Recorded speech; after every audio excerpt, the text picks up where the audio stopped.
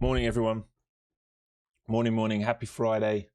We're back. We're almost there, almost through the week.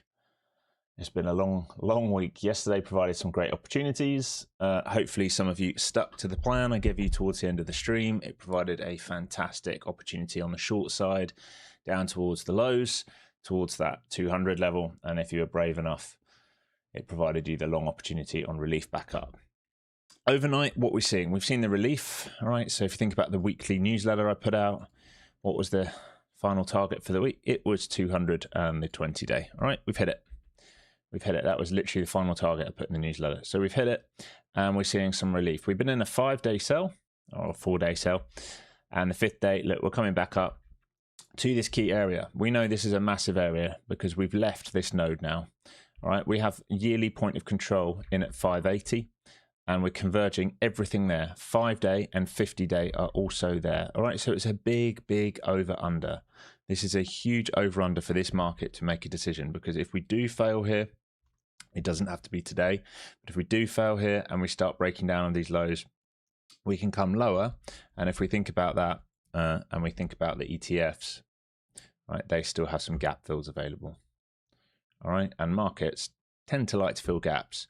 So we've left like an island high up here, and it's very possible we fill this gap. Now, it doesn't have to be today. It could be next week.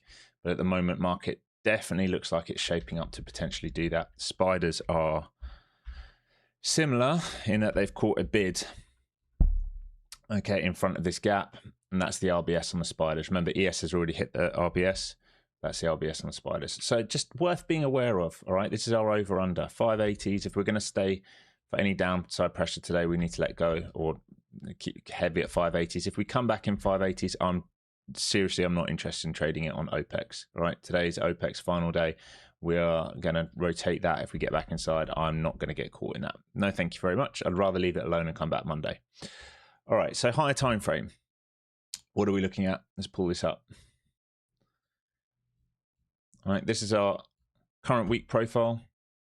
So in this current week profile, we have POC here. Remember, this is also the 2026 POC. At the moment, you can see we're failing it.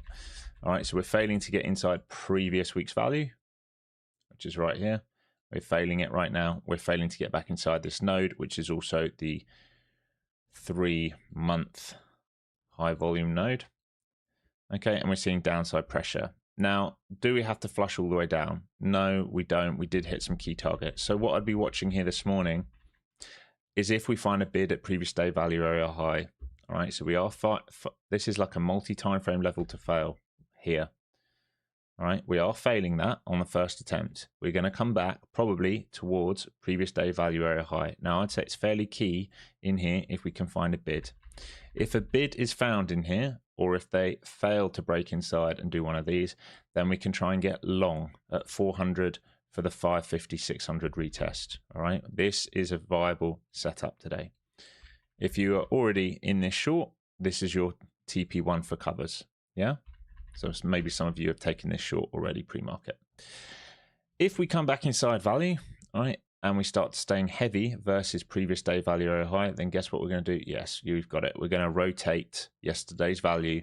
All right, after this trend up, we'll rotate it, punish any late bulls, and come down and probably check POC and value area low. This is value area low for the day and for the current week. All right, so that would be your TP2. If you're short here, maybe you get an ad there, and that's your wash for the day. Now, if we're going to think about any more downside pressure than that, we have to think about the options chain. Let's just put this on. All right, now I would say expected move for the day. We actually came near it already based on yesterday. Let's just have a little look. Top side of the move, 29,660, yeah, and 29,815, 29,750. So this is pre-market. This one would be right here. So we came towards top side of the move based on end of day. Bottom side of the move today would be 28,950 to 29,162. All right, so down here to 162 in here. All right, so if they do break lows today, we can look for this next block down. Okay, so we need to be cognizant of that and what's happening. But I would be interested today if the market is willing to hold this and do one of these, and we can create range in here, but I don't mind bidding that if we hold it. If we lose it, I'm also not totally against shorting that back down. It's not the most ideal one. That's more ideal, but we'll just see. We'll let it play out. In terms of gamma, we're still neg gamma. All right, unless we get back over this point of control 600, we remain neg gamma, so the moves can be faster and more drastic, like you're seeing here, right, back on the way down, and the snapbacks can also be nasty. All right, so just remember that, because they will have to buy or sell the underlying asset. Big walls to travel through. All right, I'll write down here P3. Where's P1? That's P7. P1's got to be above us. Yeah, we're definitely neg gamma then, because we flip that above. All right, so not really much gamma side until we get down in towards these lows. And remember, it's OPEX. They might burn the options, guys. They might not do anything with this today. It might be that we go into some nasty sort of aggressively violent chop. Voila. All right, and not give anyone what they want for the close of OPEX. All right, let's have a look at ES. Move this to a 5 minute. Take this off. Can we have ES, please? Okay. All right, same kind of story here. We can thin these out a bit.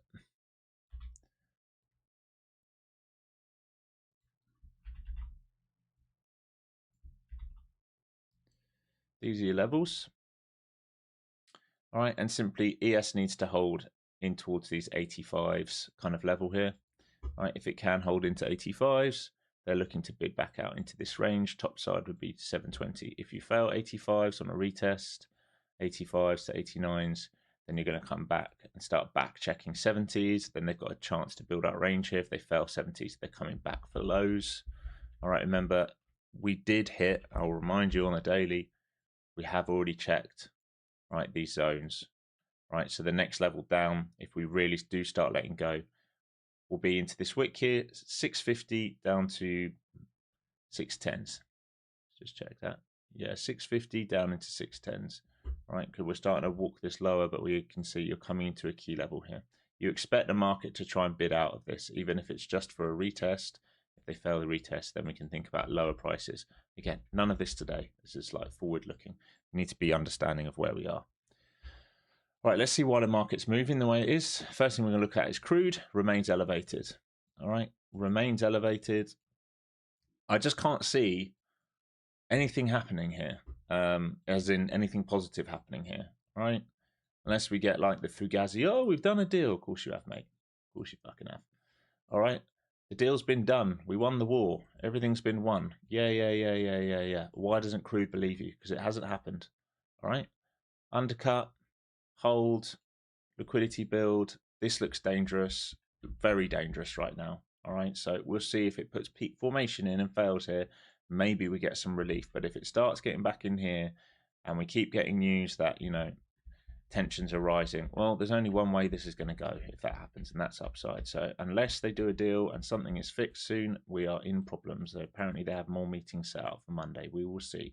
Believe it when it happens, folks. All right, we've been in this, I don't know, for 6+ months now. VIX, all right, VIX is still stuck in a range. All right, this is kind of odd to see it so compressed, to be honest, given what's going on bigger macro. I am slightly concerned about a big move out of this on VIX, but hey, it's not happening, so we can only play what's in front of us. All right, we're in a range on VIX, as simple as that. Dixie is starting to turn around, all right, and that is slightly concerning. All right, there's the flush. This is all to do with the bonds. All right, Besant adds an extra 4 bill, and Dixie's starting to call his bluff a little bit here, and we'll see if we come back up for a back test. And if we do, that's the line in the sand, and if they get through, that is mega problematic. But at the moment, it looks like dripping back down. If we just have a look at the 10-year and 30-year quickly before we do the other names. All right, they're still holding. They're coming back up towards line in the sand. All right, if they get back over this, it is extremely dangerous. All right, borrowing rate's going to go up. It's extremely dangerous. And the shorter term ones are also, where are you? 10-year, here we go, are also starting to do the same. Right, if we zoom you out on a 4-hour, you will see this is problematic. It is problematic for the market right now. All right. Right. Let's have a look at the ETFs. Mags, all right, not really doing a whole lot, is it? Ping-ponging this week. All right, there's your low of week, Tuesday low of week. There's your high of week, Wednesday high of week, and we're going nowhere. This is not looking great, though.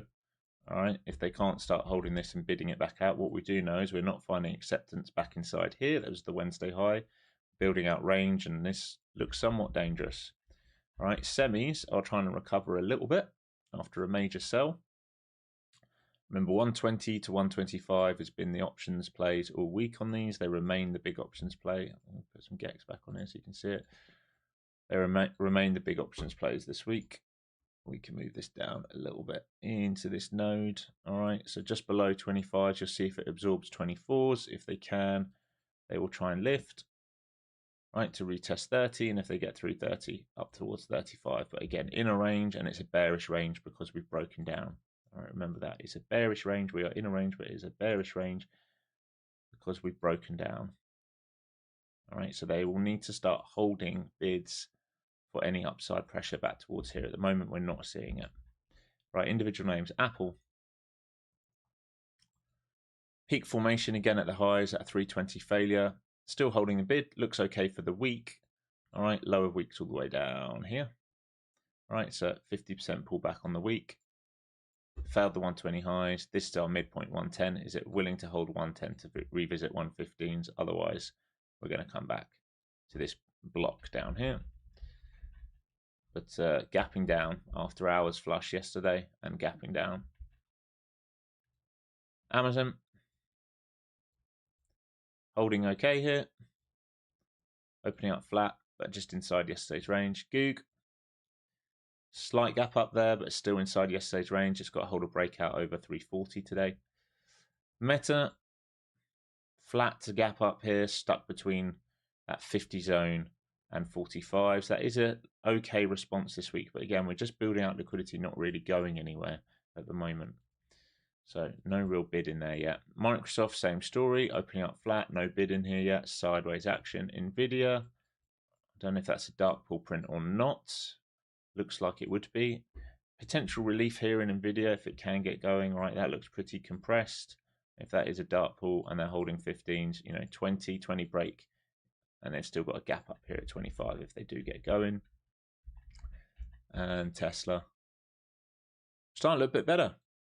I'll be honest, that's a much better looking chart than it has been all week.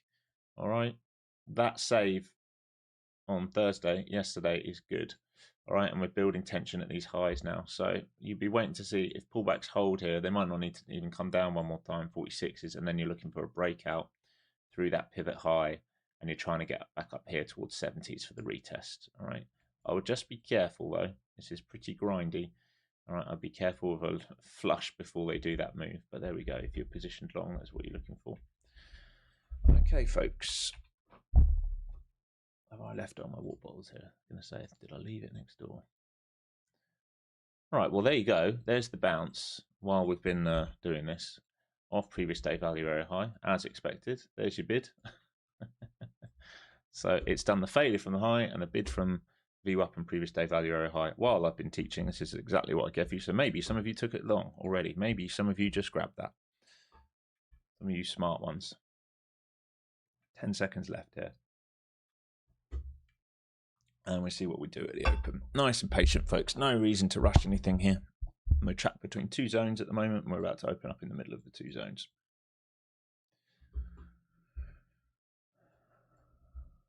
And again, Bookmap already firing warnings that he's struggling to keep up.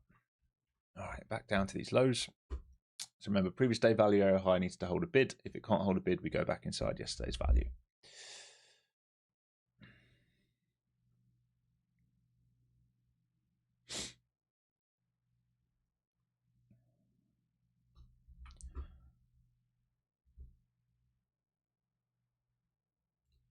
Where is my mags? All right.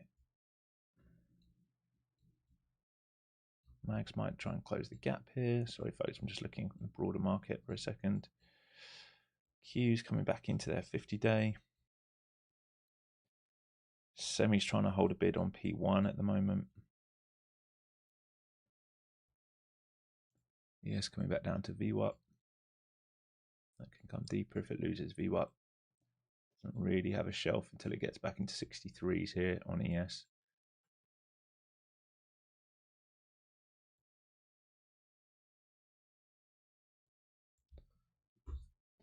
Okay, 2 trades setting up here. It'll be a look underneath and a reclaim for this move, or it'll be a failure of value, and this move here to rotate yesterday's value. That's what's setting up at the moment, one of these 2 things.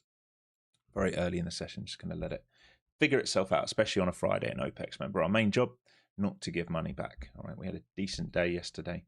We do not want to be giving money back. Would have been a mega day for me if it didn't stop me out in the short while I went to walk my dog. There we go. Can't always get what we want. Okay, so in towards previous day value area high. This is decision point here. If they lose this bid here, they are probably going to rotate the whole of value. If they hold this bid here, maybe we find the move back upside. All right, so we're asking questions here of what it is capable of doing.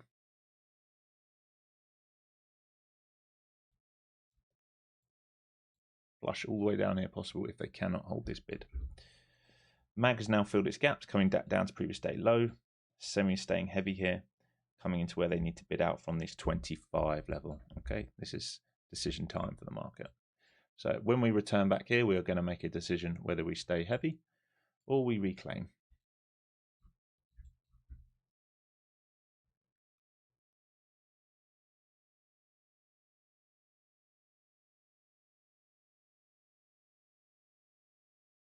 Still only 2 minutes into the day. All right, starting to see a buyer around 70s at the moment. He's been quite aggressive down there. I want to see if we get this retest and if we reclaim on the retest or not. Can we come up and retest it, please? Because we can't really do a lot here.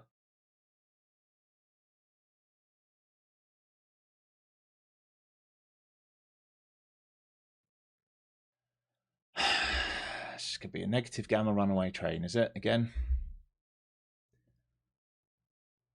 Can we come and retest it so we can make a decision for us, please? All right, sellers in at that lows at 70s. Wait and see if we retest, and if we reclaim, I'll get long. If we push up and pop and fail here, I'll get short. So I'm willing to play both sides. I'm just waiting to see what this market is willing to do here. Please, market, get some volume on here. Please don't be day 5 of you leaving me behind if you're just going to do one straight move at the open.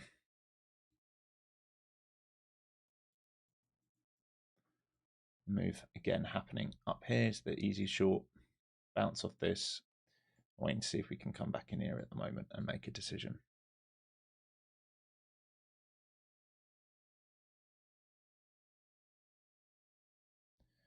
There is some selling at those lows at 70s. All right, here we go. Can we come a bit further up and make a decision here?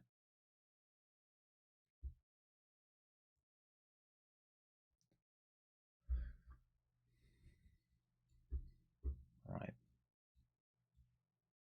Semi's bidding. Mag filled the gap, found a bid.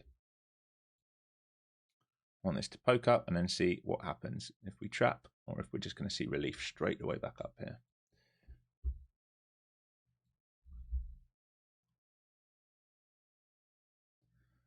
Absorption from sellers there. That might have been it. That might have been it. That was it.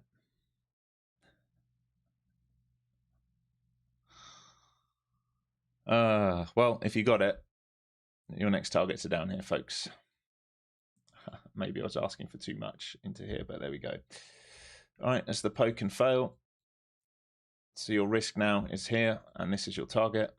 Oh my god, it's carbon copy. It's day 5 of it doing the same fucking move and me not being able to get filled. Day 5 in the NQ house. Alex cannot get filled. He shows frustration by sitting in the Big Brother chair and screaming at the screen like Nicky.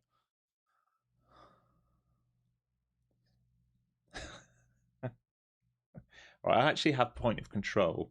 Interestingly, Ninja has point of control where we just tapped. Right, so on NT I have it here. So there's divergence here. They do not have the same read.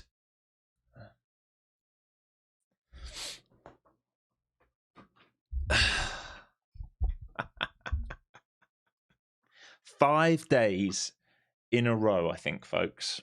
5 days in a row. That's cruel. Straight up cruel at this point.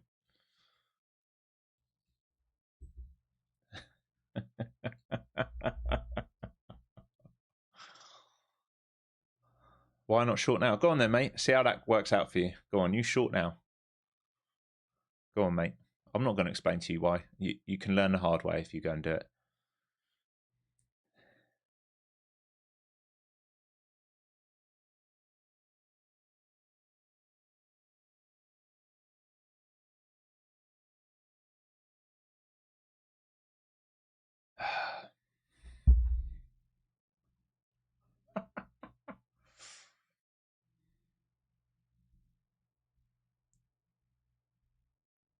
Okay, Semi's coming down to fill their gap.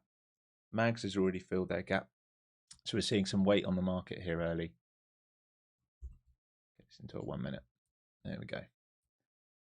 There's your 9:30. All right, Semi's coming back down. All right, you're into TP zone down here, folks. All right, so you want to be covering a good chunk of your position, basically between 300 and 280. Under that, you're going to look for previous day low 200. Under that, you can look for 29,100 to 29,000. Yeah, 100 to 29,000. What are they doing for today? 29. Yeah, we can look for 100. If we start breaking twos, we're going to look for ones. But here we go, folks. You're into covering zone down here. All right, so this circle here, this is your target. All right, so we were looking for, this is the pre-market plan. If we flip this down here, didn't quite lift enough for me. This is your target, and then your runners down into these, and if you get very lucky, this block.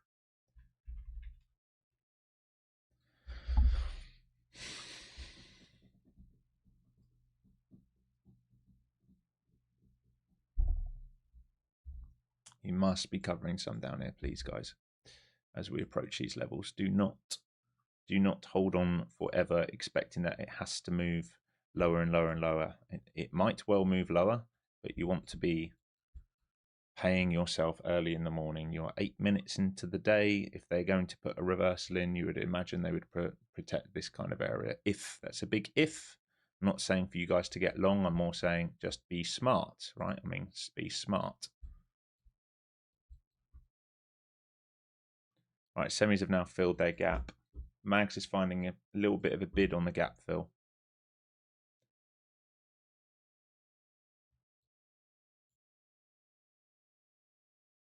Some absorption starting to take place down here.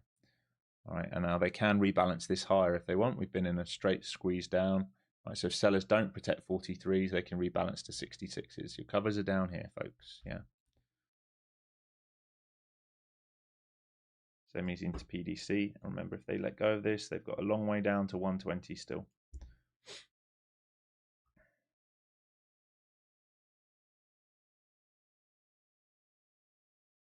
It's hard to watch, and you just get used to it, mate. You get used to it. It's been a typical negative gamma market. Every day this week's been the same. We've not quite made it to an area on a short, and then we just run away at the open. All right, Semi's finding a bid on PDC here. Like I said, you want to be smart down here, and if they do reprice this, they can come right back up towards 67. So just be smart here. If they do reprice this, this is going to come and check 67s, and if they get through 67s, they can come right back up to previous day value area high. So you want to be smart. That's why I'm saying you want to be covering some down into these areas. I'm just going to refill my water here. 1 second.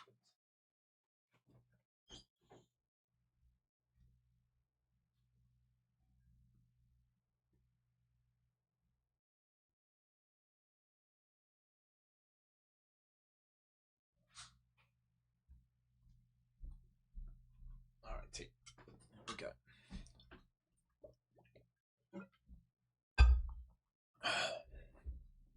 I'm just sat waiting at the moment. So I'd watch. They would need to stay heavy here. If you don't see them stay heavy here for this move, then you're going to get this retest. And if they reclaim that, it's a failed acceptance inside yesterday's value, right? So my trigger long will be if we get back above this, not before. We'll just wait. We have news in 4 minutes. You have imbalances at 290s. Do I have anything down there? I don't think I have anything.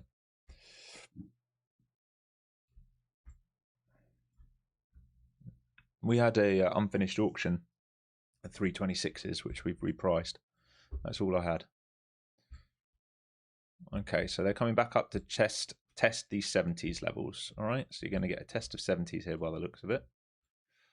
Or in front of 70s, this LVN, and sellers must sell that. If they fail to sell it, you're going to start getting a test of previous day value area high, where probably most of you are short from, unless some of you took this short up here, which is your best short position. Look at that. Previous week value area low got rejected. That is the easiest short on the day so far. And then we would have been waiting for this retest up here.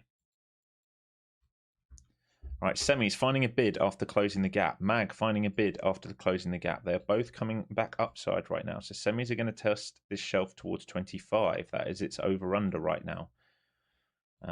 For Mag, you're looking at 67s, or probably it's over-under at the moment.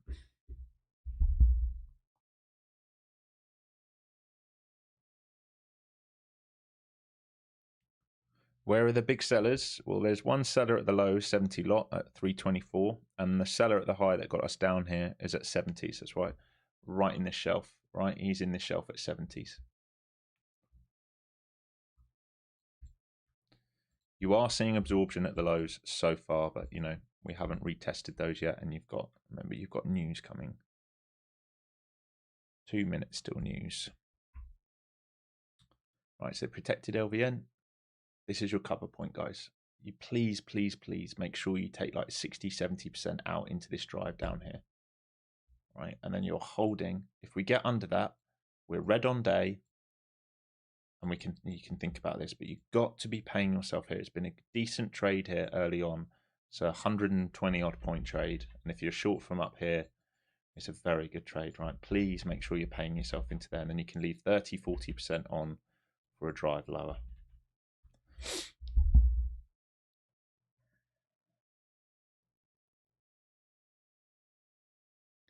Roscoe, oh, nice work, man.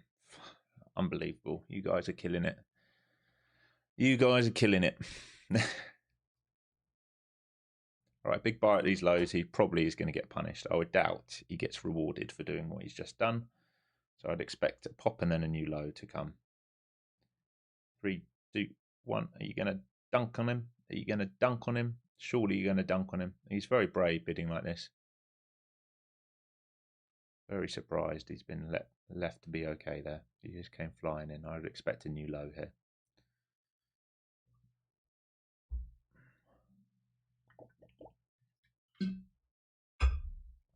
All right, semis are still holding PDC. So no new low day there. Starting to get a bit of exhaustion down here. I still expect a new low. This auction at the low does not look quite right to me. Maybe they wick it on news and then do whatever they're going to do with it. But you're there or thereabouts, right? Red line, yellow line, orange line, blue line. This is your sort of 70, 80% out. Down here and start to be 10% more, and then maybe 10% more down here. Such a cruel market to me this week. It has absolutely tested my patience. It has absolutely tested my patience this week. All right, there's your excess low. So they ran that guy out and then turned it around on the news, like we said.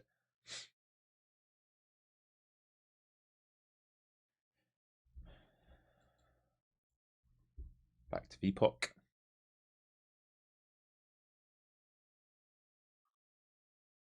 Comes the bid. So VPOC now at 50. That's your control point. They get over 50, they test 70. If they get through that, they come back and test 90 again.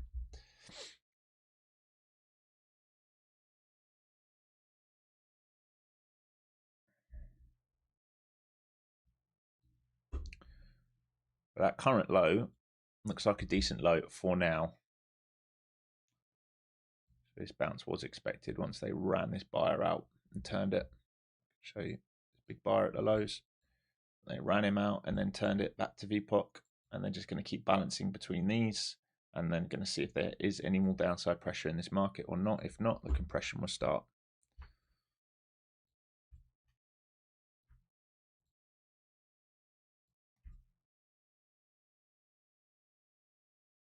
So far, sellers failing to make a new low after that wick. There is absorption down there. Semi's back up to this midpoint. Mag the same.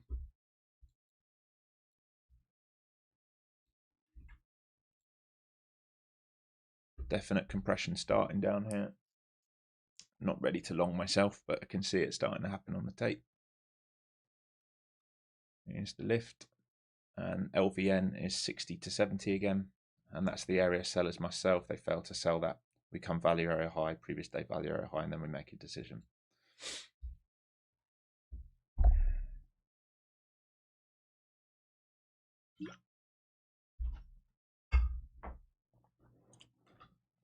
Hood's flying, yeah, just as well. We're big time long in that, isn't it?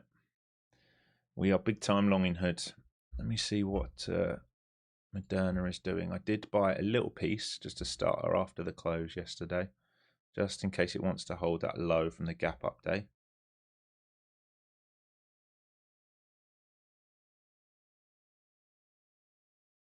There you go. I'm up big on it already. Up 9% on it already. It's a nice start of that. So Moderna, for those interested, I am looking for a T+2 kind of trade. All right, so I'm looking, oh, look at that long. Anyone who took that with me in Discord, all right? Our risk is down here. We bought the lows yesterday. I'm looking for compression here and shorts to pile in, and then looking for that. That's my risk. If we fail that, I'll have another attempt down here. But so far, we're looking pretty damn good. We're looking pretty damn good on that starter. All right, they had their day to come back inside yesterday. If they fail to break lows, shorts will get trapped. So that's why we put a starter on it at the close yesterday. Thanks, John Dennis. Appreciate it. You absolute G every Friday. Thank you, mate. That's my Starbucks. That's my unicorn frappuccino. I'm going to turn up on Monday with broccoli haircut and unicorn frappuccino. New virus loading up or something? Why the pump? No, it was mRNA cancer cure with very positive results. And I would expect there's a news conference coming in October, and then they've got their annual November press release day. So my anticipation is if shorts get stuck, all right, and if this does go ahead, stage 3, etc., then they'll run it up into October and November, which I will be selling into because I can imagine a sell the news event, and I'll hold a runner. All right.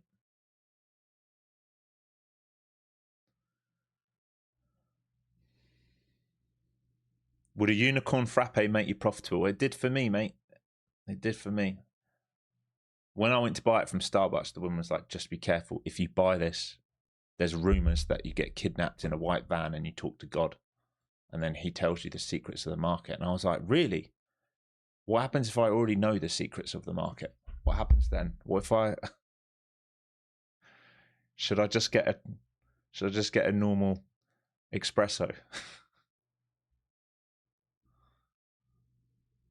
And then she said, if you get a cappuccino after lunch, the fucking mob come and get you. It's illegal. All right, semi's back up to 25s. All right, they're coming for the 25 test. Compression starting at these lows at the moment. Like we're saying, we're starting to see. We haven't quite tagged these, but you can see the compression is starting down here. And if they get relief through here, maybe up to 70s again, and then all the way up to 400. So I will watch this if we do see compression, but at the moment we haven't quite tagged this stuff down here. We'll see, folks. Still sellers hanging out up here. If semiconductors start getting through 25 though, this can start moving. That's their over under. 67s is the over under on mags. So we're coming back towards that.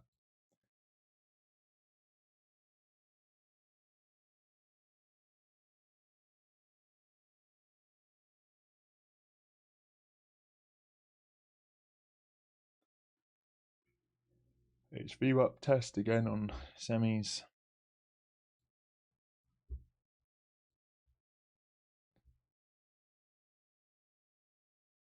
You just wonder if it needs to do a snap and then a go, if they're going to do it. Maybe one more drive, clean all this out, and then maybe they have a go at turning around with a bit more oomph rather than just what we're seeing here.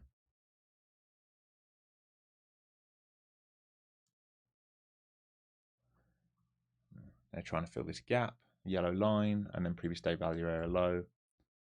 Remember, you should be covering into here, folks.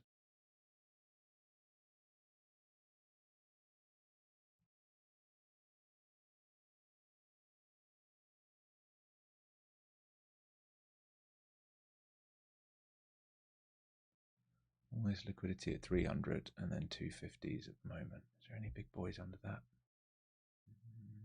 200 is a little bit previous day low. All right, into your covers. So into here, 70 to 80% out into here, and then you can hold 30 to 20% for expansion underneath.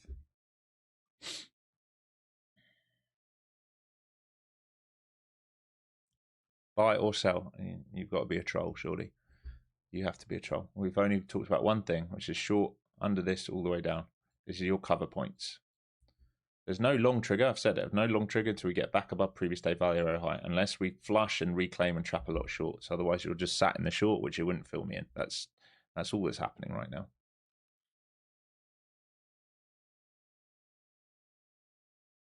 All right, and you've hit most of your targets here. So PDC, Globex, previous day value area low, current week value area low. So you're going to hold the 20 to 30% to see if we can get all the way down here, all right, into these. 20 to 30% for that move. If you get really lucky, you're going to come all the way down here. But 20 to 30%, you should not be sized anymore. You should have most of your size out of this. If you get them to go today, fantastic. If they don't go today, that's also okay, right? Semi's bidding on PDC yet again.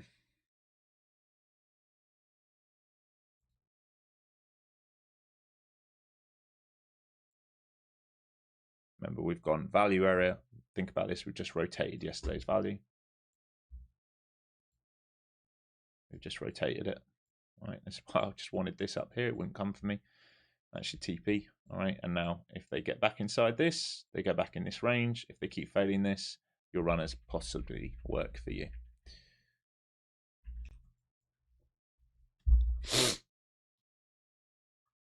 Semi's at lower day here. Mag trying to get back to 67s. Rotational market again at the moment. Semi's breaking down, so they're coming for that 120s now. So maybe your runners go for you.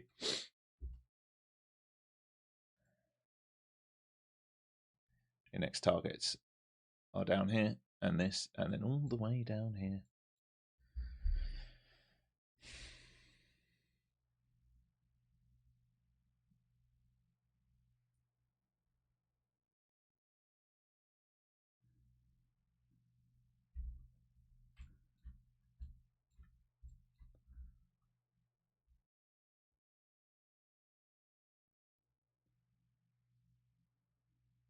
All right, I'll watch value area low here, see what we do.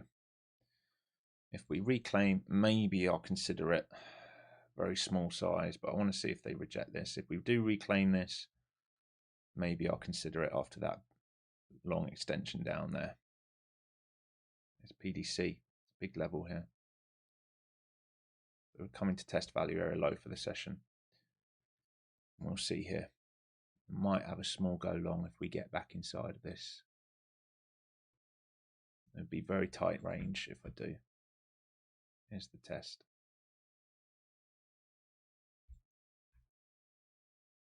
Can we get back inside?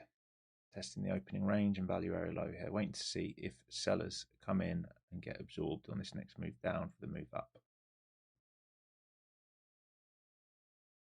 Lows do not look very good, I'm going to be honest. How much size we got down there? Teeny weeny. There's no acceptance back inside yet. No long trigger.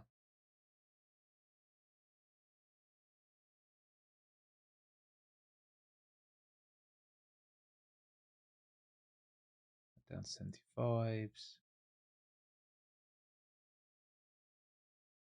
Semis can get back inside a PDC. They tried and failed. They might still need to come to 120. So still no trade for me. Still just sat here like a lemon.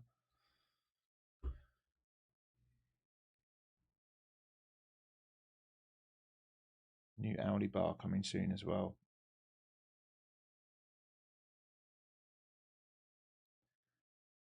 All right. There's the first high-low put in at 75s. All right, I'll see if we can get long here. How long we got to the new hour? Oof. It's got to pull back a bit for me.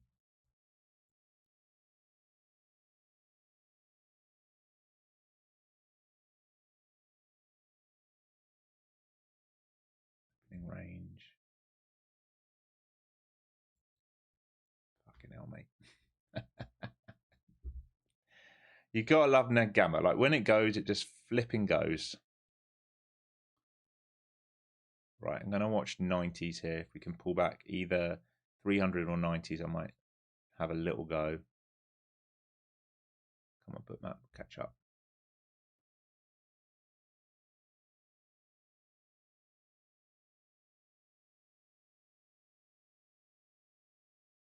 I don't like the look of semis yet. Watching this now. I need to see buyers step in here, otherwise there's no trade.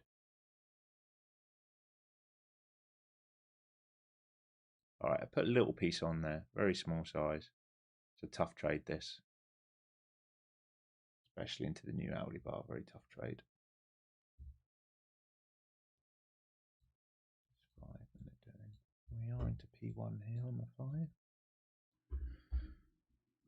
Seller got caught there at 90s, so I'm going to use that last wick there, 85, as my out. If we come under that, then I think we go 80s, hit that little node, and then make a decision. All right, that's me out. That's the 85s. And it is semis, not holding PDC. How long for the new hour? Still 2 minutes left, so we might put a new low in here.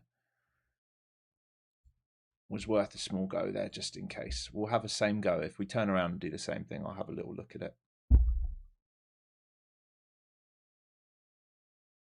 It's the rebalance. These bars at 60s are not stacking back up. I kind of want to wait for the new hourly bar now.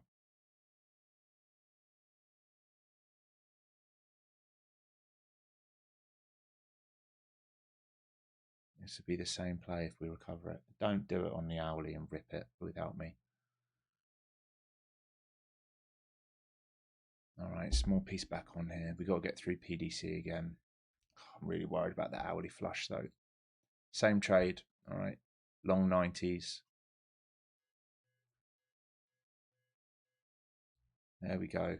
Right, we've got to start moving upside now. Stop's already got moved straight into the money here because of the new hourly bar coming. We'll see if we can get up towards 340s here. So an unfinished auction here at 320s. See if we get up to 340s. Over that, we can start moving.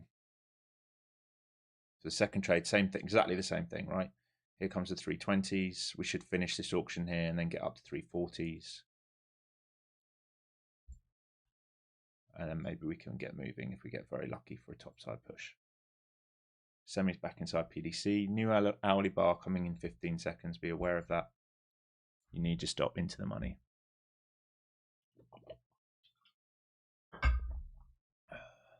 Come on, finish this auction at 20s. Get through it. That's fucking garbage here, market.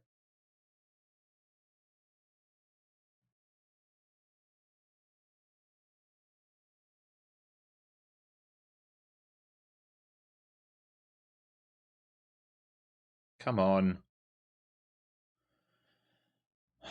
Get back through. Here we go. Come on, repair it, for fuck's sake. Mr. Partial by a tick. Honestly, you're going to run me out here, break even, aren't you?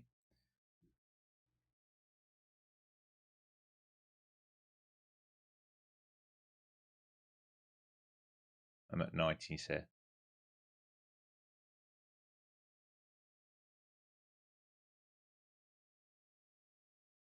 There we go. All right. Let's see now if we get up to 40s.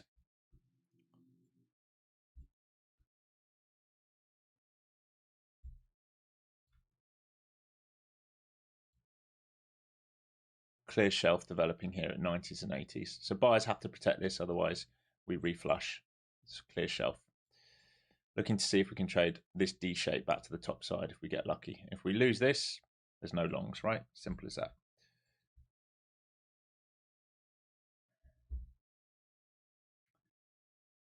Semis cannot get this bid at the moment back through PDC. It's slightly concerning. Mag's looking good. All right, back over its VWAP. So we're churning here. Mags is looking good. All right, semis still weak. Big drive on semis, coming back down towards lows. IGV's turned around. Mag's starting to look good. Semis holding this market down because they can't find a bid. If they can't hold this bid at PDC on semis, they're going to come 120 and this thing will flush it with it.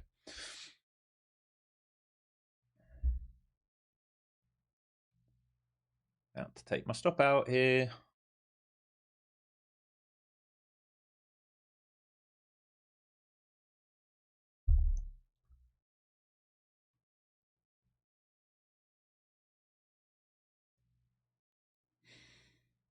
In buy tick. It's going to come. They're going to flush me out. There we go. Got me that time. And semis breaking down. So semis want 120s now. Mag's pulling back off VWAP.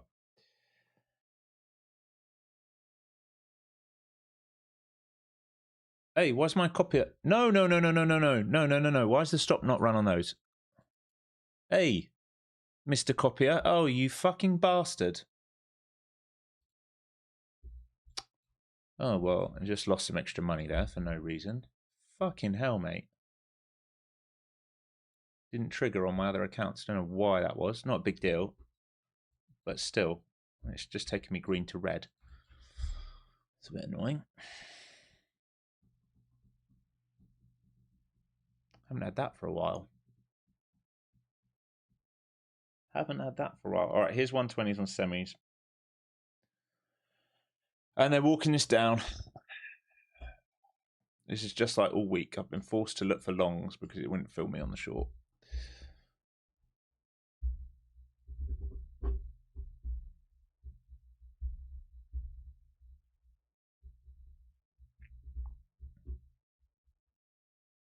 Big D shape being made again. Semis hit the 120. First little bid off that on semis. I don't think I'll have another go at this inside of value until there's like a decent push up, because at the moment it feels like it wants to come and take this out.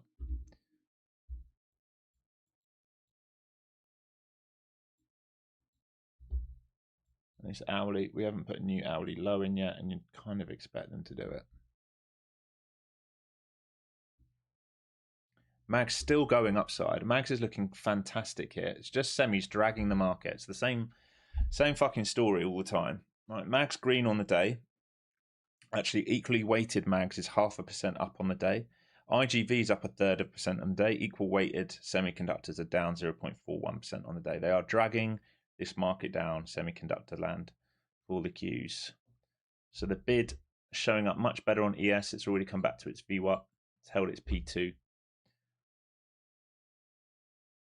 If we're going to be long, the semis have got to hold this bid at 120s, and really they got to get back above 122s. At the moment, it's just drip lower and lower and lower on the semiconductors. Mag's into high of day here now, so they're looking to break out through high of day and maybe come back up to 67.30s. Here go the Mags. High day break here on Mag. Do we have another go at this? It's that same level as that 10s. I'll consider this if pullbacks start to hold again for a rotation back up here. It's exactly the same move as I tried first time round. This time it's going because the Mag's breaking out. Semi's now holding the 120 bid. Okay. I needed one more attempt and I didn't take it. You got to love trading, haven't you? You got to love trading. All right, 40s are your target if you're long in this.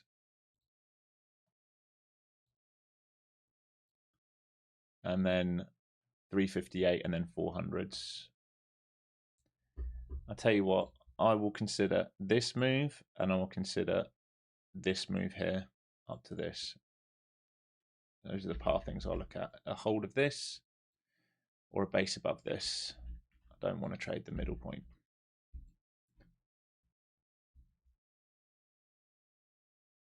Mag's breaking out. Strength in mags, just ripping through high of day. Semi's yet to get through a key pivot here. IGV's looking good. Come on, semiconductors. If you can join in, we might actually get moving today.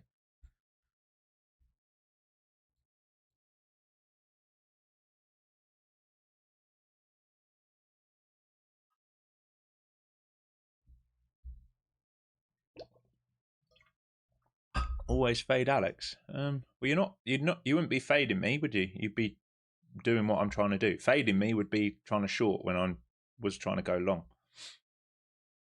That wouldn't be a fade, Joel.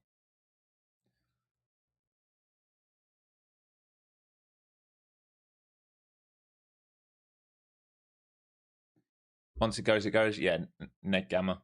But they've started to shift the gamma now. So are we neutral now? Let's see what if Tanuki agrees. It looks like they've shifted the levels to neutral now. Yeah, transitional.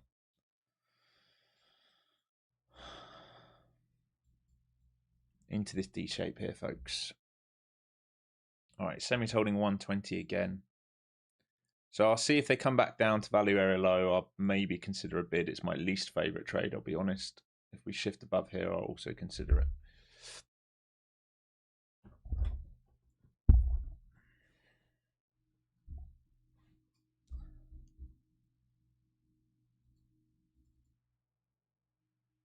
Mate, my fucking things. Why is I've been filled on something. What is going on? Flat and all. The fuck is going on? Oh, I'm not trading here anymore. What the fuck is going on? It's putting me in positions.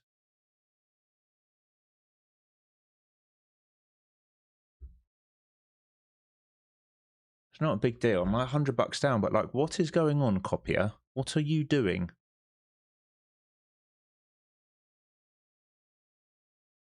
Where is that triggered in? Where's my orders?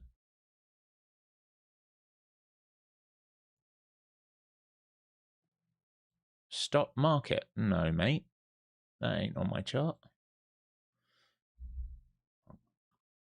I've been hacked. I don't think I've been hacked. I just think there's obviously some ghost orders. They might be down here from yesterday or something. I wonder if that's what it is and I can't see them. Because we did trade down here yesterday. And I was short on the way down here yesterday. That might be what it is. They might be the OCO orders I had short on the way down here yesterday. They might have just triggered. Might be what it is. All right, we're holding a higher low now. Haven't quite come down deep enough, but you can see a higher low starting to be held. Mags is absolutely ripping upside. The problem is at the moment, if Mag pulls back and semis come back down, this thing will flush out. So I would still like this to test towards the lows to see if they want to bid. Don't want to really play in the middle of this range right now. I'm interested down here if they start to hold down here. Yeah, I just spammed all positions and just put clear all orders. It's got to be. If anyone traded me yesterday, you know I was short in the afternoon and my covers were down here 300, 200, 40, 200 or 250, 200. So I wonder if some of those OCOs, for some reason, it didn't cancel them, which would be stupid because it fucking stopped me out.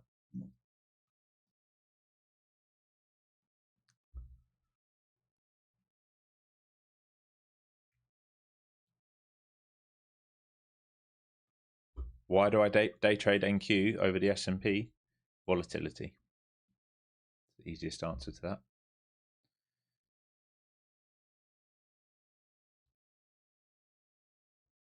Right, watching to see if we come back down to 290s here.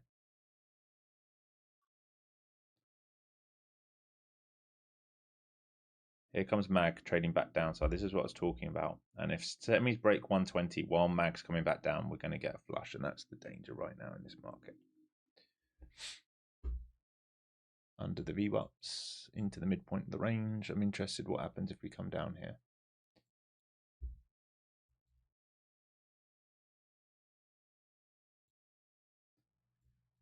Are you not going to come down there for me? No.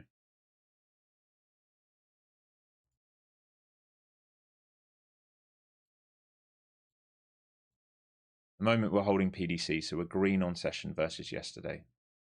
I want to see it come to 290 to 285 and retest and show me that they are willing to hold a bid there at the moment. That's what I would like to see. If I can't see that, I can't trade the extremes, and I'm not going to trade the mid.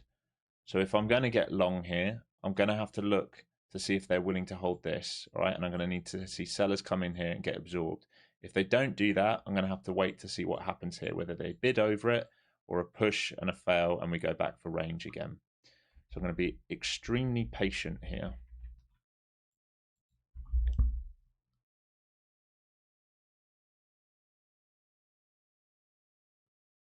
Can you use affordable indicators with TradingView? Which part? The copier? I think you can actually use the copier with TradingView now. I mean, I don't trade with it, so I don't know.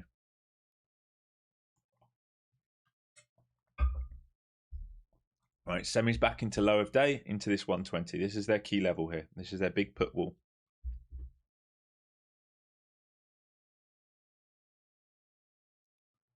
It's decision point for this market here. It's a big put wall here. Mags back into higher day, semis are at lower day. Right, Mags and IGV higher day, semis low of day into the put wall. It is decision point here, folks.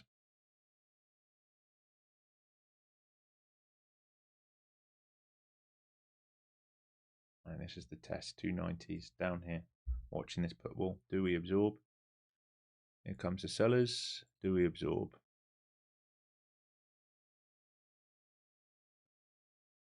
Put wall absorbed. All right, I'll put something small on here at PDC. Risk 85s.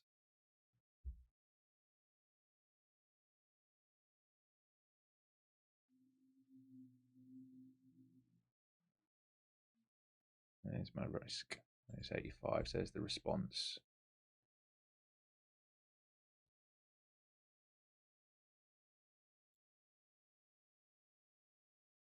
We've got to shift this back up now, otherwise I've got to take this off straight away.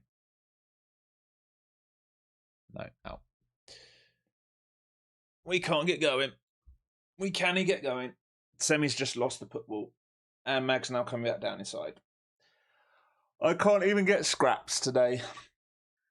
I can't even get scraps today.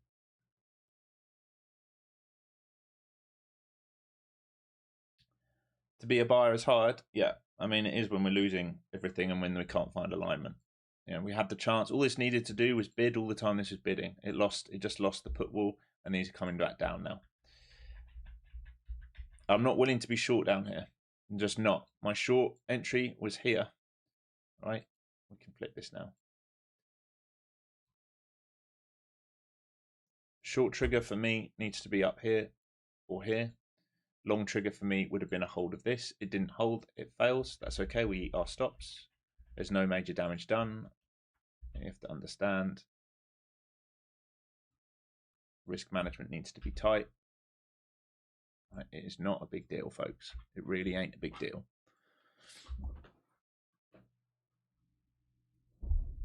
And it's OPEX. I'm not going to push too hard on OPEX.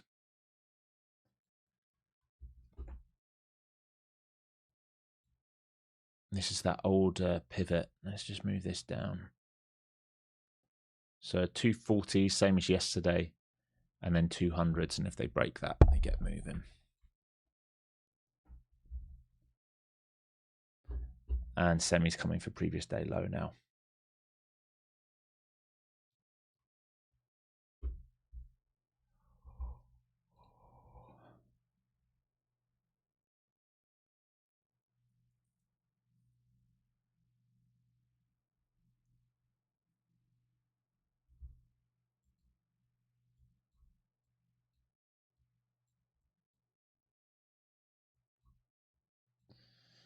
There's that 240 from yesterday. Semi still haven't taken previous day low. Mag's coming back for current day's high. So Mag is remaining strong here, holding the bid. Semis have not swept. They are the weakness in the market. If and when they catch a bid, this market is likely to turn around because we're just following semis.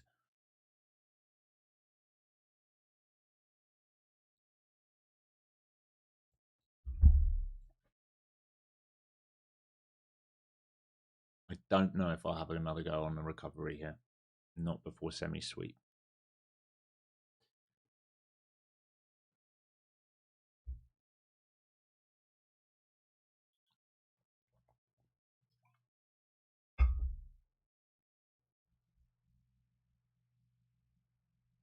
This puppy's going to 160. It might very well. We've got a block all the way down here. It's very possible. But I just can't get my entry. All right, my entries are up here or up here. Remember, if you're looking short now, just bear this in mind. You're trying to short low of day, low of week, low of month, not low of quarter, and into an RBS zone. Right? Just remember, we always talk about this. Go to the daily. Think about where you're trying to short right now. 20-day, RBS zone, LVN. That is the worst location to be short. It's literally an awful location to be short. The location to be short is up here, and they gave it pre-market in Globex. Right? Since then, we're still an inside bar. All right, we might be heavy on the session, but we're still an inside bar. Until there's a break outside, you're not going to get any move down, and you have to be very aware of this guy here. All right, that's why I'm not going to short the lows. I just will not do it. It's just asking for trouble. It is asking for trouble.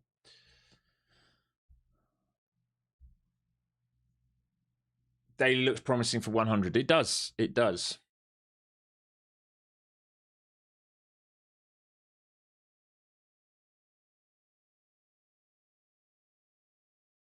We are starting to reject value now as well.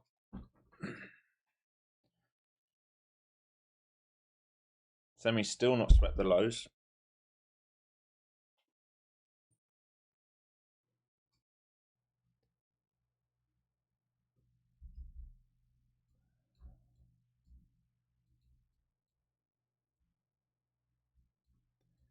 The question now really is just, are they going to protect previous day lows or not? We're into the 20-day here.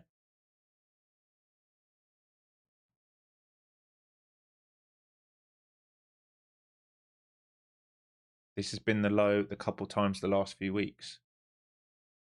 No, it hasn't. It's been the low once, and we swept it yesterday. Not a couple times the last few weeks, because the last few weeks we've been back inside the high volume node, haven't we?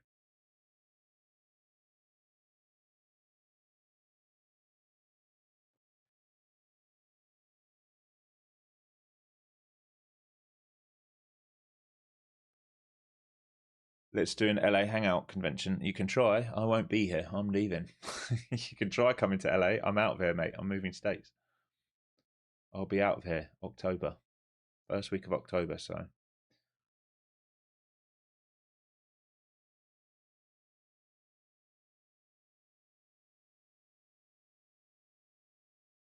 Max paid for QQQ 710.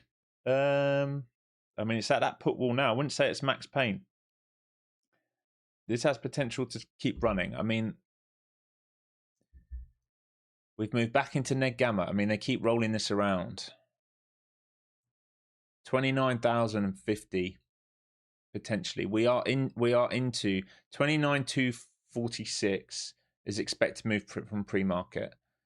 2964 to 28,947 is the like sigma 1 sigma 2 from end of day. All right, so like here down to 29,000 is probably the max move of the day, but it doesn't mean that this can't keep dripping. All right, it's just an area we can trade through it. We already traded under. Remember the weekly levels, we've already traded it under today. All right, semis have now taken out previous day low. All right, so they've now taken out previous day low. What happens here becomes important. Our previous day low is this white line, this green line here. This thing's just in a drip. ES rolling over. MAG's coming back in to its old pivot high. It might come all the way back down to 67s, or what's that VWAP level there?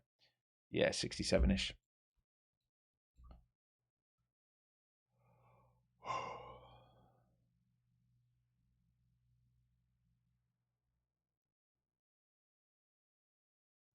What's my take on SoCal? I can't really comment. I've only been here 6 years, but for a place that taxes so heavily and everything is such a ridiculous ripoff, it stinks of piss and shit everywhere. It's not clean. and I think it's way overpriced. It's got lots of things going for it. Like the mountains are amazing, the coastline's fantastic. Where does all the tax money go? Can someone just tell me? It's paying almost 60% tax. Where's it going? Where's it going? Why do I walk down the street and it stinks of piss? Where is it going? So why do I live there? Again, in case you can't use your ears, I'm leaving, mate.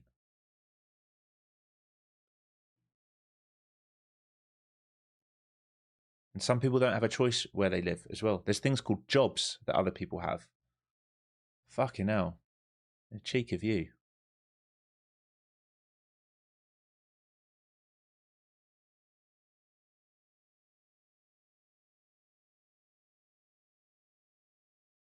Ask Newsom, yeah, exactly. Oh,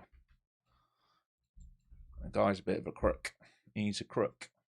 All right, semis back inside of previous day low. We still have not swept previous day low. We are currently protecting previous day low.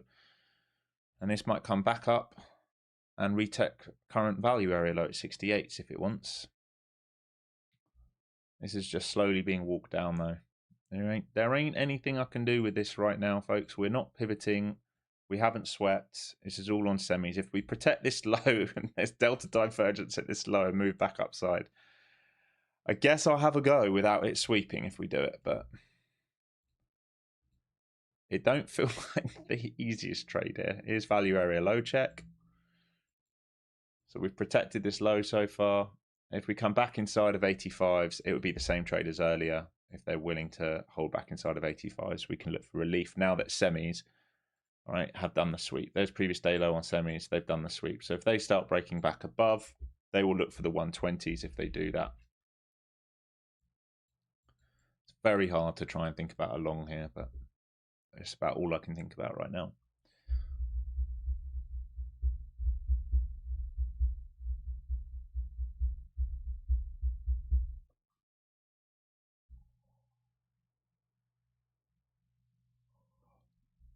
Yeah, I'll take the heat over. Also, like, it's hot in Texas. Yeah, it's hot in summer, but it actually has some form of season, which I'm also really looking forward to. I'm looking forward to wearing a jacket. I'm actually looking forward to a bit of rain or the autumn or the fall. You know, I don't even mind if it snows a little bit at Christmas, like it has done the last few years. That's something I'd look forward to. Right, that pullback just held 50s. I am starting to perk my interest here. It's a shame we haven't swept lows, but if we start pushing up and getting back inside a value, that would be a fail break lower.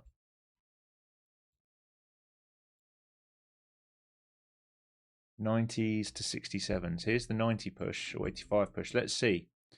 This will be exactly the same trigger as before. Now, I would say there is a buyer caught at 90s right now. So if they start to develop down here and start holding high lows and recovering 90s, it will perk my interest. Max is trading beautifully. Higher day, pulls back, holds the 67s like we just talked about. It literally just came back to 67s and held it. Semis have swept. They haven't got up to 120 right now. This is going to need to hold around here to put in a higher low and then turn around. And then if it does do that and then it bases over 90s, I'll be interested. Not before, because we haven't swept the lows. So this is a dangerous trade. But if it does something like this, I guess I will be somewhat interested in this move, right? Because we have compression here. If it starts failing to break lower and holding, we can play this and then we can hold runners. We can't do it if it doesn't want to do it. It doesn't want to do it. Like, again, that is a low-hanging fruit down there, which they haven't taken yet, but they have taken it on the semiconductors already. That's the hold. That's your first hold there into this level. All right, so this is perking my interest for relief long now. We got to get back above 85 to 90s and hold. If you want to bid a little bit here, you can. It would have to be a starter position because it's not proved yet. But if we get back above 85 to 90s and hold, I can't put an order out. Why? Account is not connected.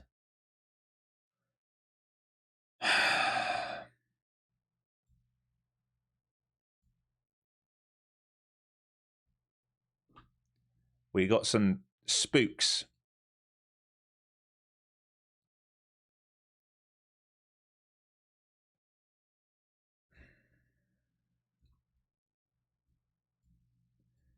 All this is fun.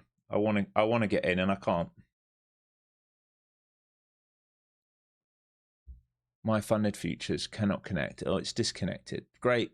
You fucking bastard. And that's my leader. That's why. Where have you gone? Great. And now you filled me 3 and nothing else. I just can't today. Okay, so now it's only got me long my funded futures and none of the connected accounts. Oh, this is fantastic. Well, this is great. This is absolutely great here.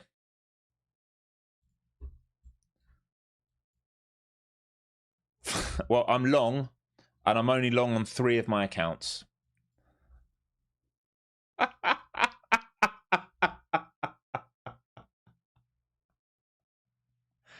All right, we're looking. This is what we just talked about. Can we hold a higher low? That's your first fail break lower from the shorts. Okay, this is a higher low, right? There's your trigger long. You're looking for point of control, and then if you get lucky up here, if we get, this is now compression. If we get over this, we can rally up. All right, and semis are just coming into the 120. So if you want to take some profit here, you probably need to. All right, semis. Look at this, same kind of look. This is the sort of 120 level. If they get acceptance over that, they can start squeezing, but that is their options level. Right, and we're going to make a decision here now in this market. And now I can't add or do anything to it, otherwise it's going to fuck up the whole copy. So all I can do is hold this tiny little first position, which would have got me back green on the day. All right, so TP1 in here, TP2 is up towards the highs, TP3 right back into 400s, okay? Here's your 120. Now it's flipping my positions. Oh my God, guys. Guys, flat and all.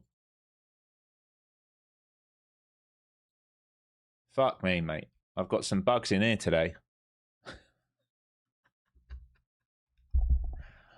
I've got some gremlins in here. You're right. Okay, looking good. I'm now out of this because it's just trying to flip me short, so I just had to cancel all. Oh my God. Fridays. We love Fridays. Everything that could go wrong today has gone wrong today.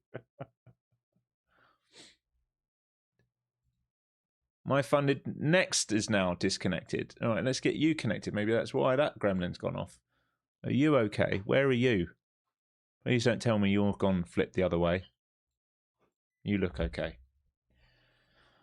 Okay, so it's simple here, folks, now. All right, you've got to hold this. All right, you're into mid. That's your failure to move lower that we talked about into the put wall. All right, if they hold this, you get this move. All right, if you can't hold this, then you're problematic because you still didn't take this low-hanging fruit. And this is really dependent on semiconductors and 120. So if we look at the Soxal,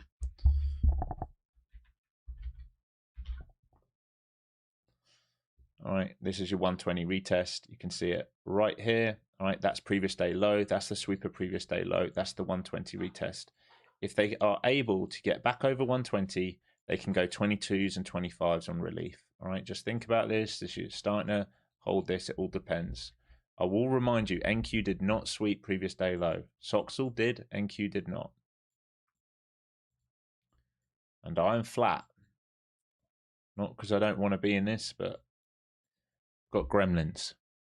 I'm flat on the day as well, right? Flip me short, I'm just flat. I'm a scratch day right now, folks.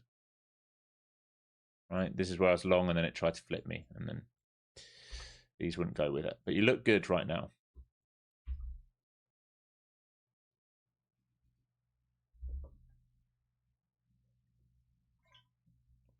Who did I piss off? Yeah, someone.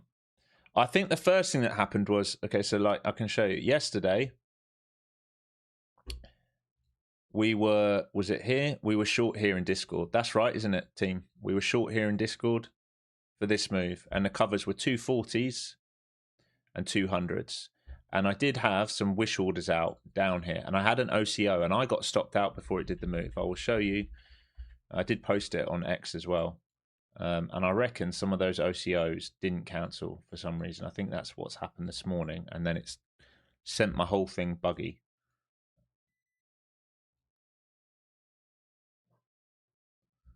Which you just got to laugh at.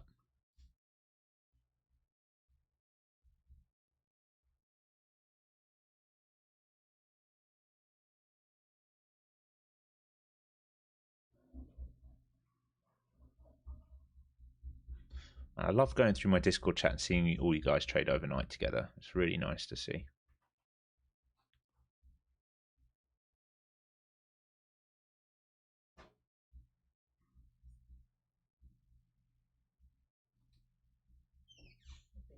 No, sweetheart. Thank you, darling.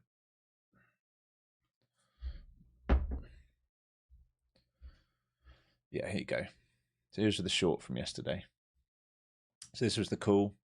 If we lost this level, we trade down to 240s and then runners with 200. And you can see my entry here. And then I went for a walk. You can see my triggers, all right, my covers on the way down. And I went for a walk. Stop, break even, see if they're willing to go to lows. If not, no worries. All right, and then these are all my covers. And I just say to them, either it goes or it doesn't, because I'm OCO, because I'm going for a walk. All right. And then I get knocked out, and then all these guys absolutely murder it the whole way down. Super proud of them. Just absolutely murdered it all the way down, while I was sat in Starbucks knowing that I'd been run out. What I didn't know is that it left my buy orders down here. Is Discord free? No, it's not. I'm sorry. I'm sorry. I will never, ever, ever, ever, ever, ever, ever, ever make it free. Not because I don't want to give free value, because I've been in plenty of Discords which are free, and they always, always, always end in tears. All right. So I do gatekeep the Discord. All you have to do is the beginner to advanced course. There is no monthly fee. There's nothing like that. You will get your value from the course. You will get the value from the Discord alone, right? Because there's some great traders in there. We put a ton of tools out for free in Discord as well to help each other. If you put a free Discord together, what you get are traders trading in different directions of different levels without understanding, and all they end up doing is pissing each other off, and then it causes problems. But there's no monthly fee. There's nothing like that. All right. It's not like pay me this a month. It's a one-time fee. Done. All I would ask is that you do the course, right? So that you understand the terminologies and how we're all trading. That's the only reason. That's the only reason. It's an educational thing. I'm sure if you guys have been around long enough, you've probably been in like monthly paid Discords or even free ones. They always end up in tears. There's always some guy, you're trading one direction, and there's some guy that will talk you out of it, and then it won't go your way, or it will go your way, but you're not in it. And then you'll be like, why the fuck do you talk me out of it? Well, I was looking at this, and and then suddenly you've got information overload. Oh, well, he's looking at MACD, and he's looking at this, and he's looking at RSI on a 30-second, which is overbought, or whatever it is, right? And you suddenly like, oh, fuck. Right, it will ruin your head.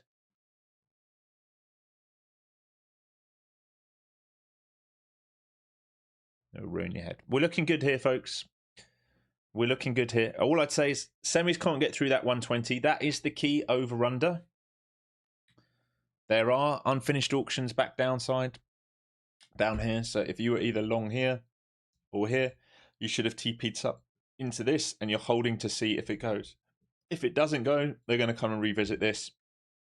The imbalances are 60. The unfinished auctions is 49. There's another imbalance at 46. There's another at 37. It is all on the Soxal, right? Soxal is rejecting 120. It's why we took some profit into that move, right? You have to understand this is what is deciding the market right now. It has swept previous day low. What we need it to do is confirm a hold of this. If it can confirm a hold of this and get above this 120 zone, then potentially it squeezes back on. All the time under this, neg gamma Soxal. Just be aware of that. All the time under 120, neg gamma Soxal. Back over 120, we might start grinding. All right. So this is what we're positioned long for, or you guys are positioned long for. I am not, because my copy has gone mental, and so that might be it for me today. I'm now concerned of the issues because it's done it 2 or 3 times in a row.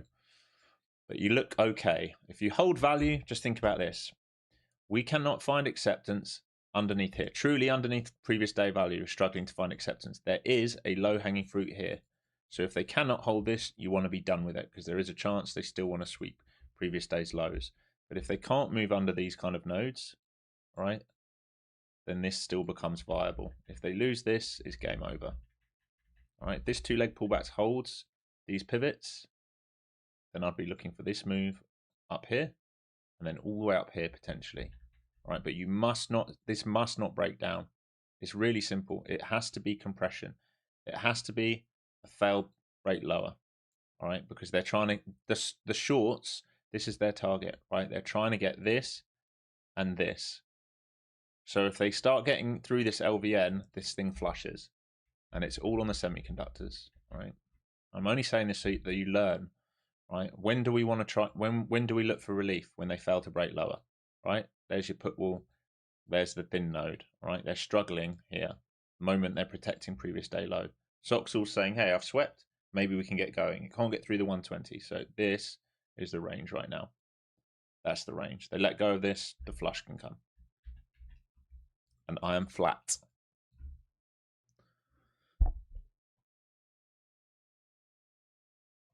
Done for the day, another 5K week on Top Step. Hey, nice, mate. That's a solid average as well. £1 a day. Nice work.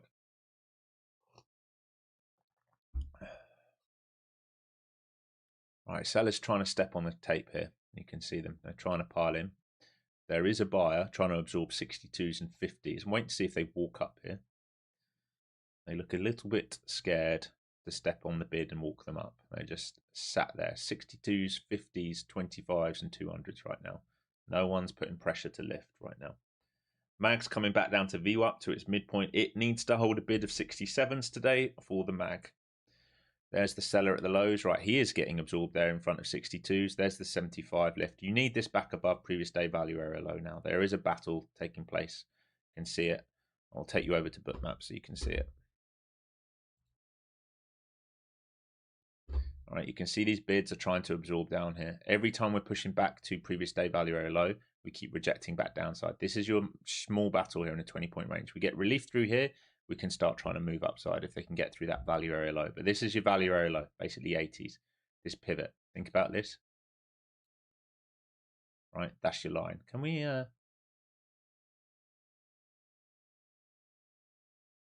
do I change drawing settings? That is awful.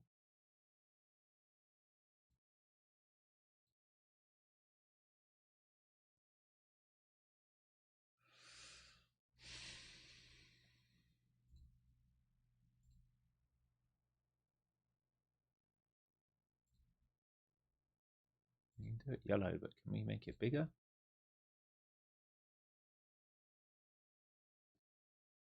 All right, there you go. All right, so this level, and then test the peak here. And if they break this, look, these sellers here, 62's got absorbed. The buyer down here is absorbing. If we can get follow through, all right, then they're going to look to set a higher low and come up to where? This next pivot, this 25, right, where the sellers are. All right, so they're trying to hold this guy and get up to here to test this buyer, right, who is currently stuck. And if you start getting through him, you get relief, because this will be our first high-low set. This now becomes an important seller who's stuck down here. The 146 lot is 70. He's important, as is this guy, the 483 lot at 50. All right, so you need to hold 70 to 50, and buyers have a chance, not confirmed, they have a chance of relief. If they cannot keep these sellers stuck, everything changes very, very quickly. That's why I'm saying there's a battle on down here. Can I clear the drawings?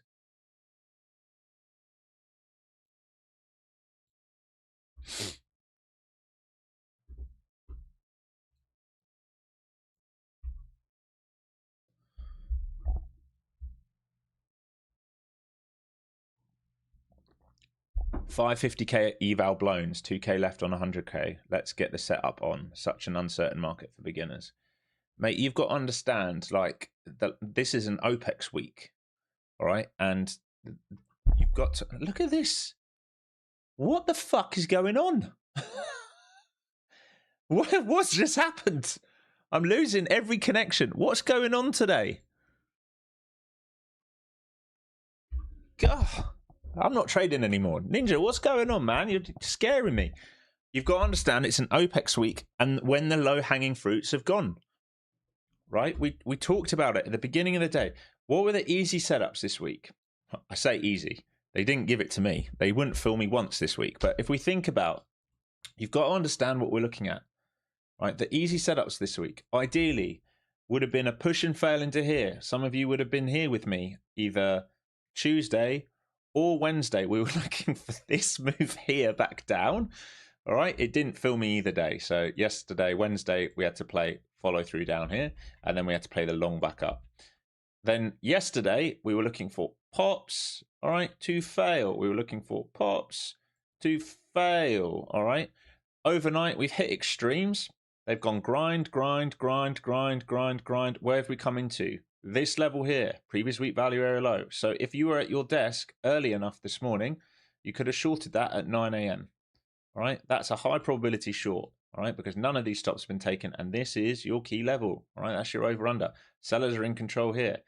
So when we don't have the easy layup setup, we're left with scraps. Even this morning at the New York Open, right, the next opportunity to sell was what? This was the over under. Either we bid this or we trade under it and we sell it.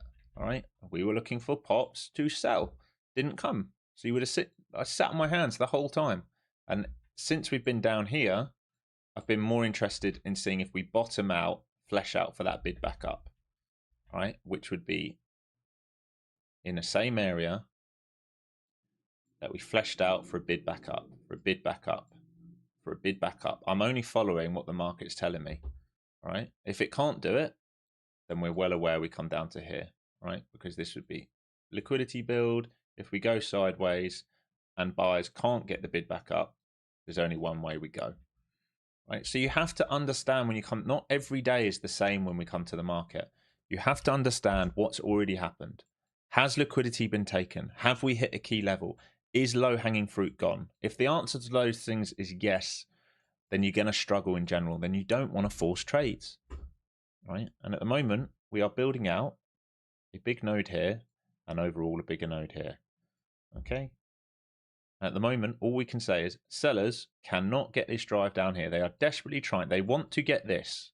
And if they can get expansion, they want this. Buyers are absorbing down here, right? Just like they did yesterday, which is why we are focused on this move here, potentially to that, right? We just talked about this, went over it numerous times. And I'm going to go take you back to Bookmap now. And guess who we just held on Bookmap? We just went over it, right? This big boy seller, right? He is still out of position. All these sellers are out of position. We just added more sell side liquidity to the bottom. Now we're starting to do that sort of flag break, and they should try and come up towards this guy here at 30s, 330s. And if we get through that, then you can think about the 340s, and then you can think about the 400s, all right? I'm just going to turn this off.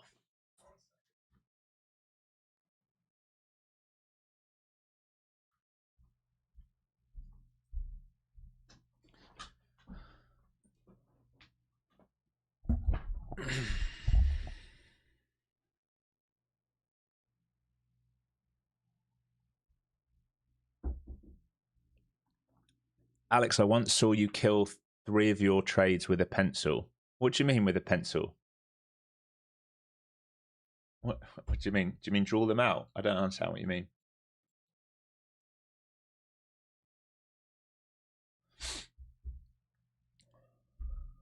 So 30s is the level. This guy up here is where they really want to come and test if they can. We're getting some compression here. Look, failure to break lower. Failure to break lower. Multi-leg pullback. Failure to break lower. Can they now hold above this? Question mark. We don't know. All right, if the answer is yes, they try and come to here. If they get through this, this becomes possible. If they fail this level, we'd have enough liquidity built out now for a big drive lower. At the moment, we are bullish. Right, we are lower time frame bullish. The H1 is bullish. We can potentially reprice all the way up to here. I'll flip that red. Oh, John Wick reference. My apologies, sir. I missed it. I missed the reference. I'm sorry. I do like John Wick though.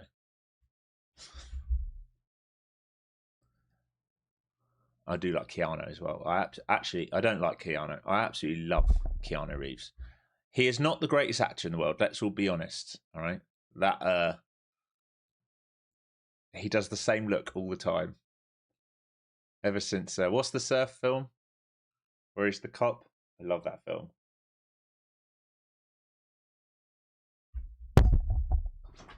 freeze. He's always got this expression. Point break, that's it. But as a human being, what an absolute legend. The amount of money he gives to charity, the way that he looks after people that are on set with him. What a fucking legend. That's how you treat people. Last time he was on set, I can't remember which film it was, he bought every single person on set a new Rolex as a thank you. He gives so much of his money away to charity. What a legend.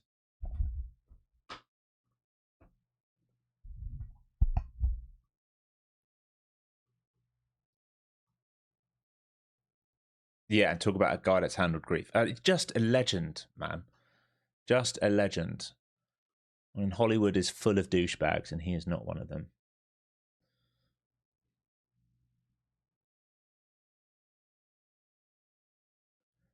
Give everyone here a Rolex. I think I'd be broke, mate. There's over 2,000 of you watching. That would be all my money gone. What's the cheapest rollie? Like 10 grand? Probably like 15 grand or something. A Rolex. Yeah, I'll get you all a Rolex. Big rejection at these highs on that push towards 30s. Sellers coming in here. You are still supporting the bid here at the moment. Semis held VWAP really well, and the 67s. Sorry, Mags held VWAP really well on the 67s. There's a great hold of 67s on the Mags. It's just whether they can bid this back out now, or whether we just go sideways for the rest of the day now, given the type of day that we're in. The expiries all today. All right, so Mags, really nice hold. There's your higher day push. There's your two-leg pullback. Here's the 67s. There's the VWAP. There's the bid back out. Can they hold New York open? Question mark. If they can they go higher day and push? Question mark.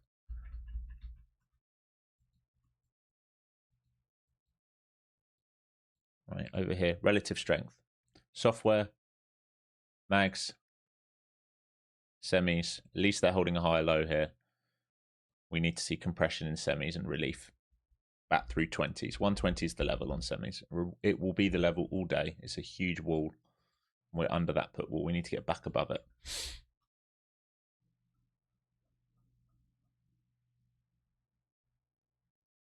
Which account do I prefer, 50k or 150k? It depends. It's down to personality, right? If you're happy to trade them all together and just scalp and lock in, small wins each day, 50k is all you need. They're quicker to pass.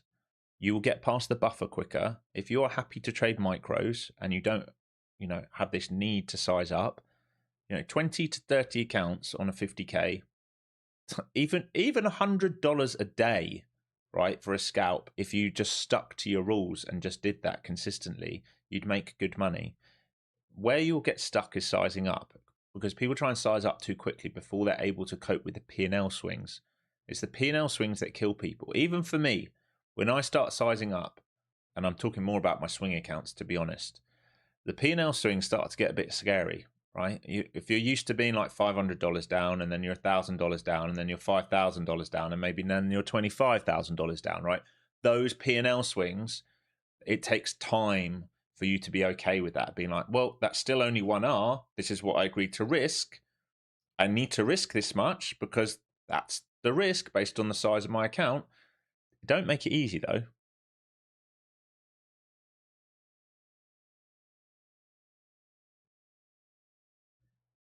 You bought the course this week. You can't get off the screen now. Well, hopefully it's starting to help you see the market in a different way. You look good here for that push towards 30s, right? Liquidity's resting at 30s, and then through that, you got the chance of getting all the way up, right?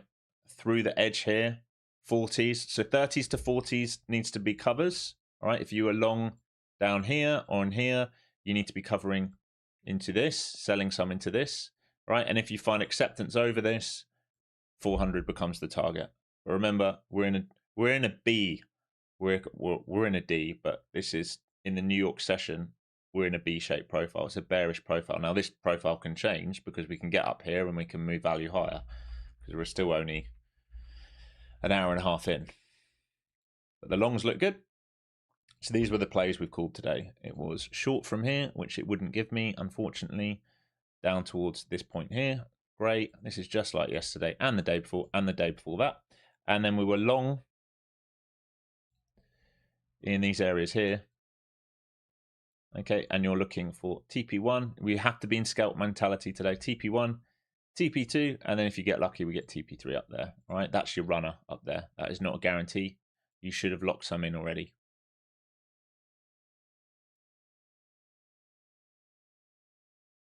And actually, the long trigger was here. That's it. You're long since 250s. Yeah, it's there or thereabouts. Yeah, I like it. This was it, right? We said when it's here, if it fails to break lower here, shorts will get trapped. That's it. There's your put wall as well. This is compression holding. You want to see them hold above this now so that we know these longs stay positively held. And then you're looking for this to just slowly grind its way back up, ideally. Right? But you are locking in no matter what, because we are in capital preservation mode in OPEX on a Friday.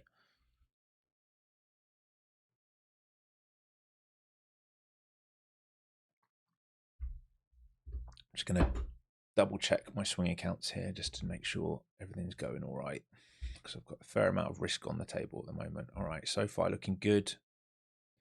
Adobe looking good. Everything's looking good here. Nice green screen. Bitcoin's looking good. I'm up 19% or just under on Bitcoin at the moment. Looking good. Did I get filled the rest on now?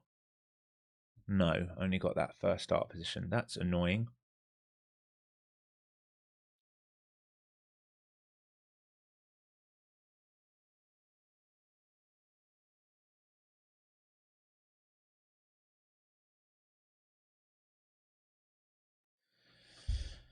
I got filled some on Webull and looking good on Moderna as well. Starter position on Moderna.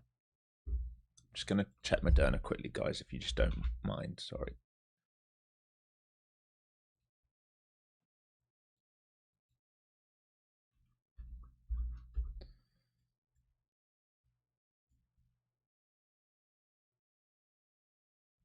What's that peak formation there? 64s.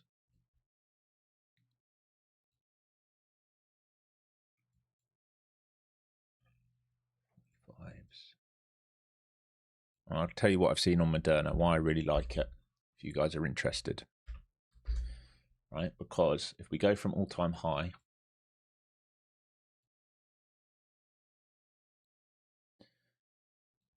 that's our anchored view up from all-time high. All right, so all the sellers, short sellers from all-time high are now underwater. And if we go from the lows, everyone bidding off the low is very, very comfortable. So what I'm looking for is a consolidation of this candle, of this big candle. Where I'm long from is here. I bought yesterday at the lows, right, at the close. And I'm not going to sell anything. Now, my risk is down here. If they flush it out, I'm absolutely okay with that. It's a starter position. The longer we are here, the more interested I am in this. All right, because if we can keep, I'm going to assume shorts have piled in here because that's an over-exaggerated move. I would pile in there if I was the day trader. The problem is a T+2 situation, which is starting to set up right now. And if we start to break back above this and base above this, you are going to get another short covering rally. And I think we've got move. And the volume is picking up again today. So I'm happy with my risk where it is. I'm not going to move at break even. I'm willing to give this a shakeout. If they dump in here, all right, I'll be out of it. But if they hold this, I will try and get a long. And I'm looking to trade into here, into October, November, where I'm looking to trade to. I want to run out this liquidity here. And then I think there is a swipe and I'll be out on the way up and then runners only. Right? And it reminds me of COVID. It's not quite the same, but like the price action on it. And I used to trade this in COVID, so I know this stock pretty well. It's been a while, my friend Moderna. It's been a while, but all right, you still look good. You're holding value now. All right, no acceptance on the previous day's value. They are telling you, right? Bulls are telling you they are not going to accept underneath previous day value area low. This is a very, very good sign here. All right, so you should have locked something in here. Now you're looking for 40s and then you're looking for value area high because this will be a rotation from previous day value area high to previous day value area low with a fail break below value, with a hold of value, and potentially a move back to here. And look what that looks like. It looks quite nice if they're willing to do it. But you are positioned well long down here, and you can just hold this. And if you hit targets, you hit targets. If not, your stop should be break even now. You do not want to be risking more than necessary.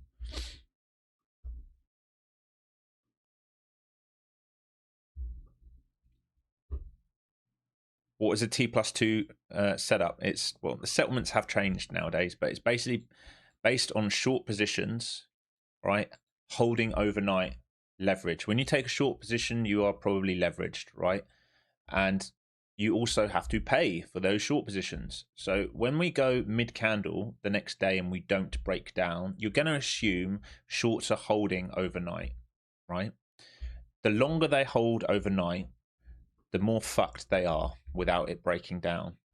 And so what you start getting is new shorts who are stubborn piling in, more borrows happening, and that short flow increasing without it breaking down. And that means more and more of them get caught, and then you get a short covering rally where some start to stop out and we start moving higher and higher and higher. Now that is more common on a small cap stop, right? A small cap is way more likely to see that.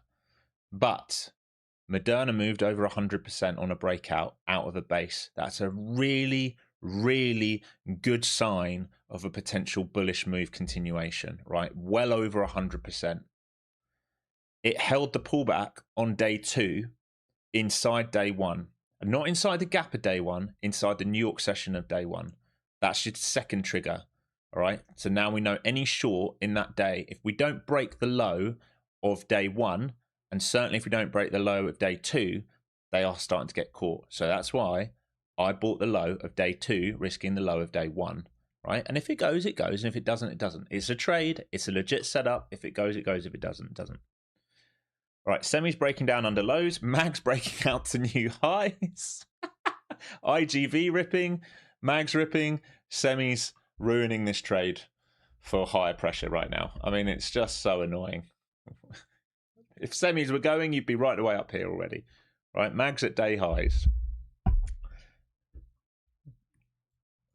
Right, it's actually trying to get up to previous day high right now, the mags. Right, so mags is really having a push here. What's doing the drive here? Tesla 4.43% up on the day. It's having a day. It's gone. We did talk about that this morning, saying that's the one of them that looked really good. It looked really good. Funny how that changed. All right, so you're in towards these 30s here. And remember, through the 30s and 40s, you get going. Congrats, all of you who are holding it. If I didn't have trade copy issues, I'd still be in this. And you've got ES coming up to New York Open as well.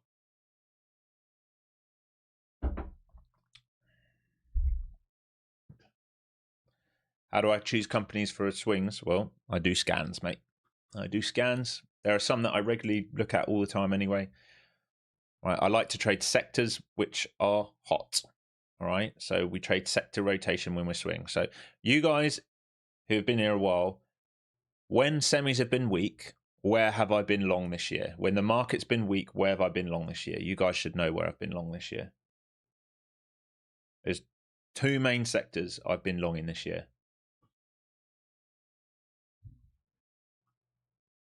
Healthcare is one, correct. Healthcare. There's one other sector I've been long in this year. Financials. There you go. Healthcare and financials are where I've been long this year. Right. So if we know we've had sector rotation, here's your lesson. You won't get this from fucking ICT. All right. So if we've had sector rotation, all right, the money's got to go somewhere. All right. So we are long, all right, down here right now in healthcare. It's breaking out. What is Moderna? All right, this is a bullish market in XLV, which is healthcare. What is Moderna? Oh, it's healthcare. Here you go, folks. You're into TP2 here, into the 40s. Now, let's see if it can keep going now. I'm going to come back to NQ for you guys, and then we'll go back through that lesson. Here you go, folks. So TP2 here. And your TP3 is up here now to 400s. Congratulations, everyone. What a beautiful trade. What a beautiful trade. I'm not hating on ICT. It's just you would not learn. I said you wouldn't learn this from him because he doesn't understand it, because he thinks everything is run by an algorithm and that sectors don't exist and supply of demand doesn't exist and rotations don't exist. If we did think it existed, you would fucking learn about it, wouldn't you? But you don't.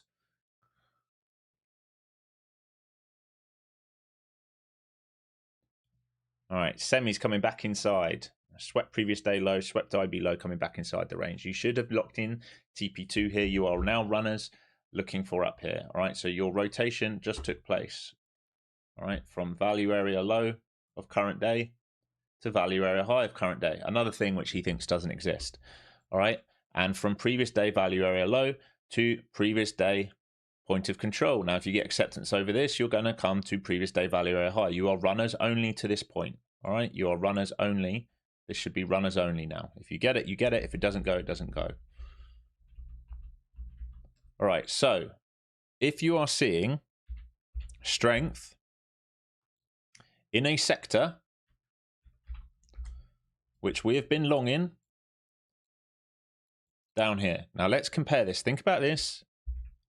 Think about this. Okay, peak formation came in June. Failures. All right, let's look at mags. We did actually start getting long in some of these individual names.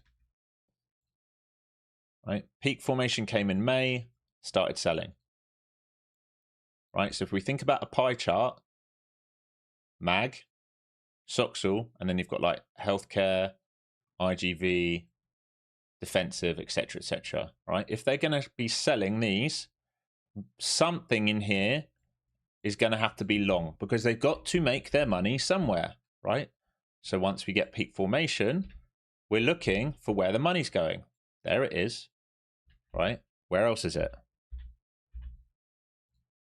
There it is, finance.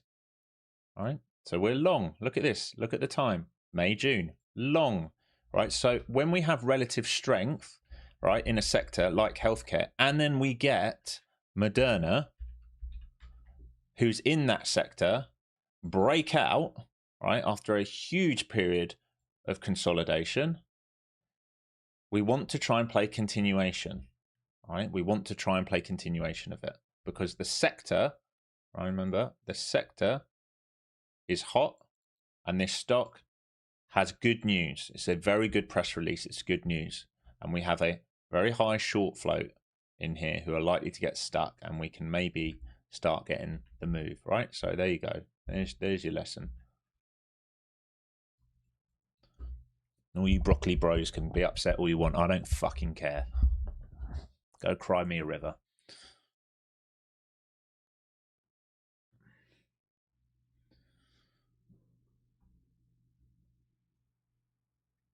Are we still neg gamma? No, we're not. We're in transition. So green, look, neg is down here, mate. All right, can you see where we go? Red to green. Can you see this? Red, neg. Green here. Neg expansion, neg, transition, positive. All right, and you know your target right now. This value area that doesn't exist. All right, 400 is your target right now. And what you want to see is a base over here now. You want to see 46s. You don't really want it to come to 20s. They can, but ideally 46s hold and you go for the grind, all right? Because we're going to go in transition. What you want them to do is grind and grind and grind and grind and grind and grind and get out. Yeah, you've got a lot of sellers coming in here right now. They are absolutely piling in, and hopefully you can punish them. Remember, 30s to 40s was a TP. If you get the runner to go all the way to 400, fantastic.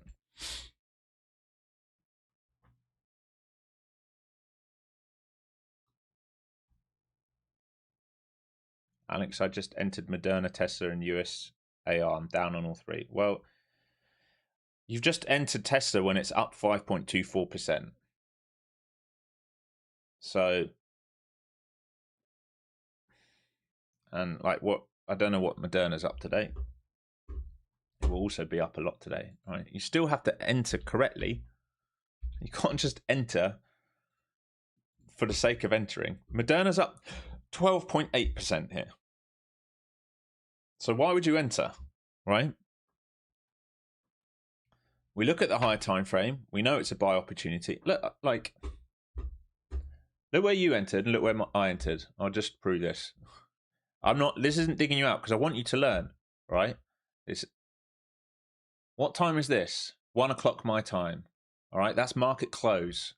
Took a start here on mRNA at close. If we lose 115, I'll cut. But I like the play for short squeezes. Catalyst's great. Financials are solid. Inside bar today. The longer we go inside, the more I like it. If it needs to retest 85, I'll buy it there. If we hold this area, we are also holding anchored VWAP off the all-time highs. Seller, average price will be underwater. So if we get a T+2 squeeze, set up, potentially move on the thin volume area from COVID. All right. So I've told them my entry. You've just bought 12.8% higher than me. So just let this settle in, right? Because still in your swings, you need to understand. I am long, my friend. Here. You are long here. Big difference. All right. What's your risk? If you're long there, your risk needs to be down here. So you are now risking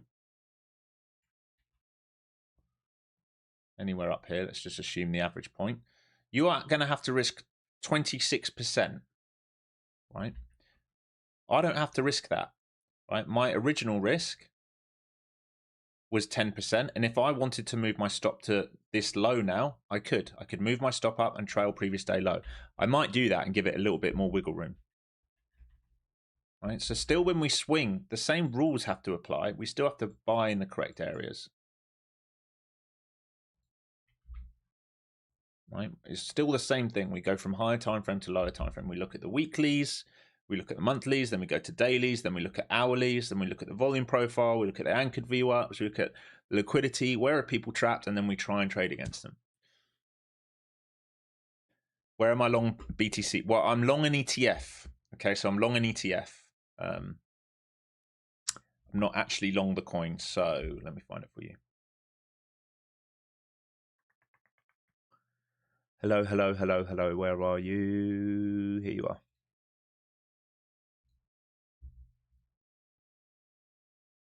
No, that's the wrong one. It's my Vanguard position. Where's my... Here we go.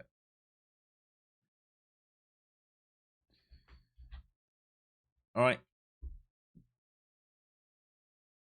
Green line is my position. Too large an image. Really? Let me try that. There we go. That's my position. Yeah. So we'll see. We'll see if it works out. So to make that make sense,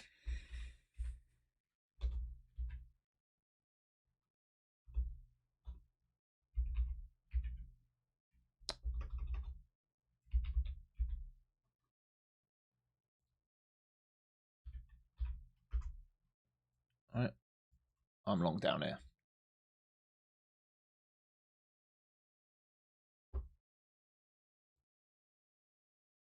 Why? Undercut, held, consolidation, pullback, looks good. Feeler on. Did I expect this move? No, I didn't expect that move. I expected to rebalance some of this, but now I'm waiting to see if we come back to this midpoint, and if we take that out, I'll take some position off, and if we base over it, great. I'm expecting this to come back down, to be quite honest. I didn't know it was going to do that. I just position, put the risk on. My risk is quite clear. It's the low of that move. That's it, right? My risk is here. I'm long here. I didn't know that was going to happen. It just happened. We can just position accordingly. If it goes, it goes. If it doesn't, it doesn't. Opinions on Bitcoin's move. Well, I think it's a short squeeze, triggered by what Trump said in the office. I think it's had relative weakness all year. We have all these issues with the yields and inflationary pressure, and I just think there's a bid back into it. Maybe out of USD back into it for a bit, and then I think it's just a short squeeze. Honestly, I just think it's a bit of a short squeeze. Trump triggered it by saying, the US government's looking at buying Bitcoin. Okay, great. Everyone piles in and gets really excited. I don't think of it more than that, really. It's just a trade.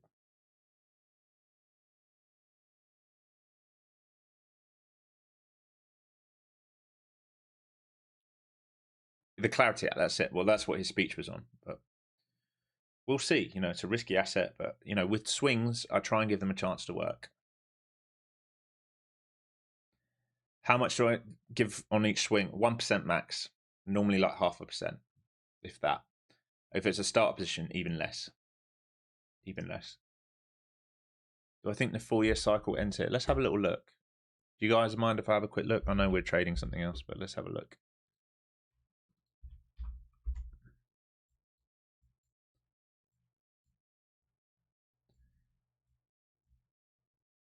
How long are these average bear cycles? From peak formation to low. 1 year.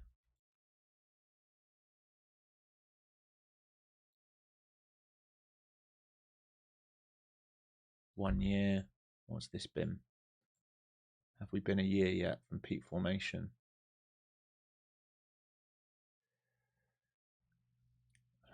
We're about 50 days short. So we'll see. If we base out, what will that take us into? Into September.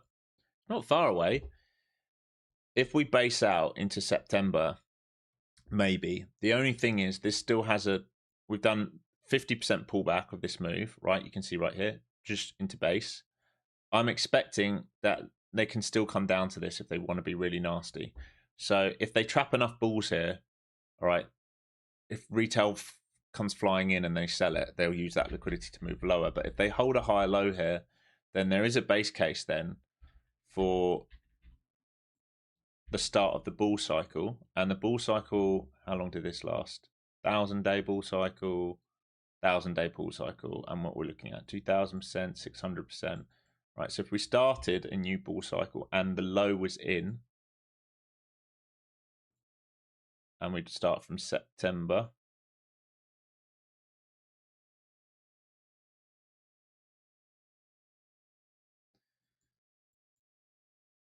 and it's 1,000 days, something like that, and we looked at, how big was this last one? 690, 2,000.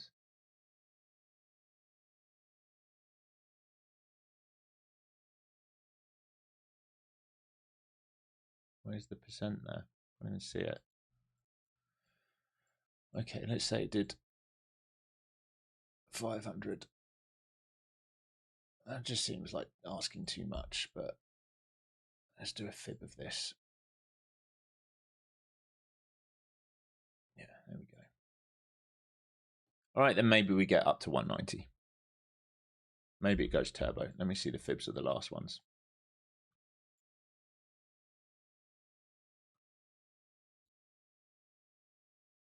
What do we hit there? 161 and eventually hit the 200. Okay, so we should do, if we do 100% expansion, we should do it. All right, so my target, if we go into bull cycle, if, these are big ifs, if it went turbo, I'm expecting over 1,000 days, right? So the 3 and a bit years that maybe this can happen, right? Based on it following what it's done all the time before. So if we have to go into halving, right? When's the halving cycle? In like 3 years or something, I'd assume. Big if. It's a big if, right? But we position ourselves. If it goes, it goes. If it doesn't, it doesn't. That's just how we trade. That's how you have to trade all the time. You have to just accept the risk on the trade. Put it on when it's a good setup. If it goes, it goes. If it doesn't, it doesn't. We cannot control the outcome. We can have a good idea of what we think the outcome will be. And this is working out very well for you guys. We can't control it.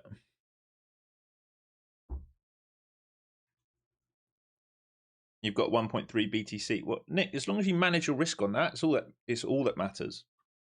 Right? It depends, doesn't it? It depends on so many things. Macro acceptance. Does something new come by then? Does AI change everything? Like, we don't know what the future holds. We just don't. We don't know. So all we can do is manage our risk. You have to put the risk on, and then you have to manage that risk. All right. And as long as there's an acceptable risk, that's all you can do. Yeah, semis are. They keep rejecting. They can't even get to 120s now. MAG took out previous day high, so it's taken its liquidity of the highs. They'll see there is an old gap fill at 67.66 on mags if they're willing to hold a bid now, but it's done its main job for the day. So mag's taken the low-hanging fruit at the highs.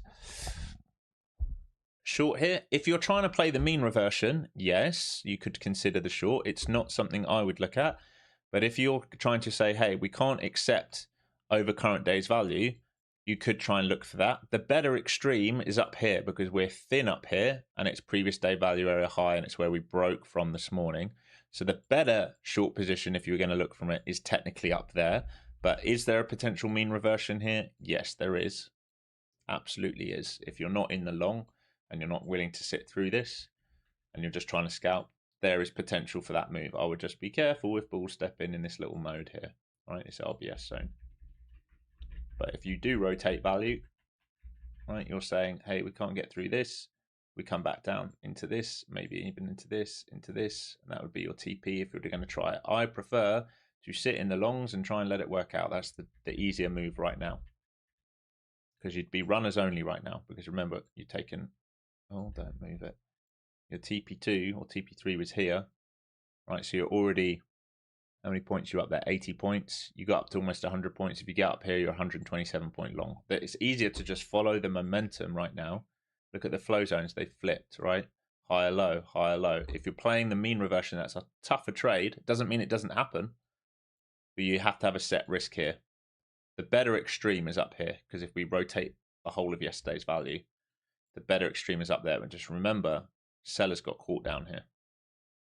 That's very different to here this morning where we were coming to test it. Now we know sellers are caught. We can come and test the other side.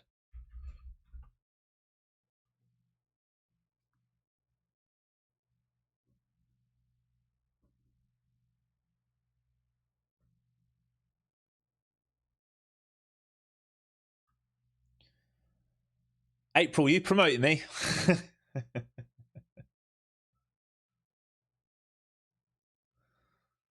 Take care, Rockman. What did you say? Thanks for calling. The zones, usually bangers. I'm sorry for your copier. Yeah.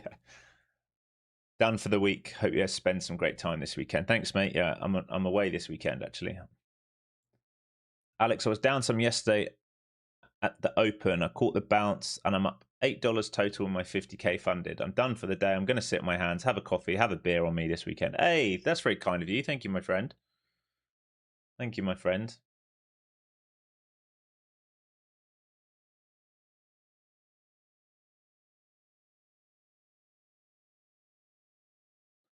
Alex, do I think YM follows patterns more consistently? I don't really follow YM. I would say if anything could be more heavily manipulated, it would be YM because of what's in it. So I'm kind of less interested to trade that. For me as a day trade, NQ is a fantastic day trader because the ATR and the volatility is higher and we can be fairly focused on the Mag 7 and the tech names. For me personally, the way I think about it, the S&P is a better swing trader, all right, because it respects levels more. The volatility is dampened a bit because you have 500 stocks in the S&P. I do laugh. I've seen, like, I got tagged to a TikTok. I'm never on TikTok. I cannot stand that shit.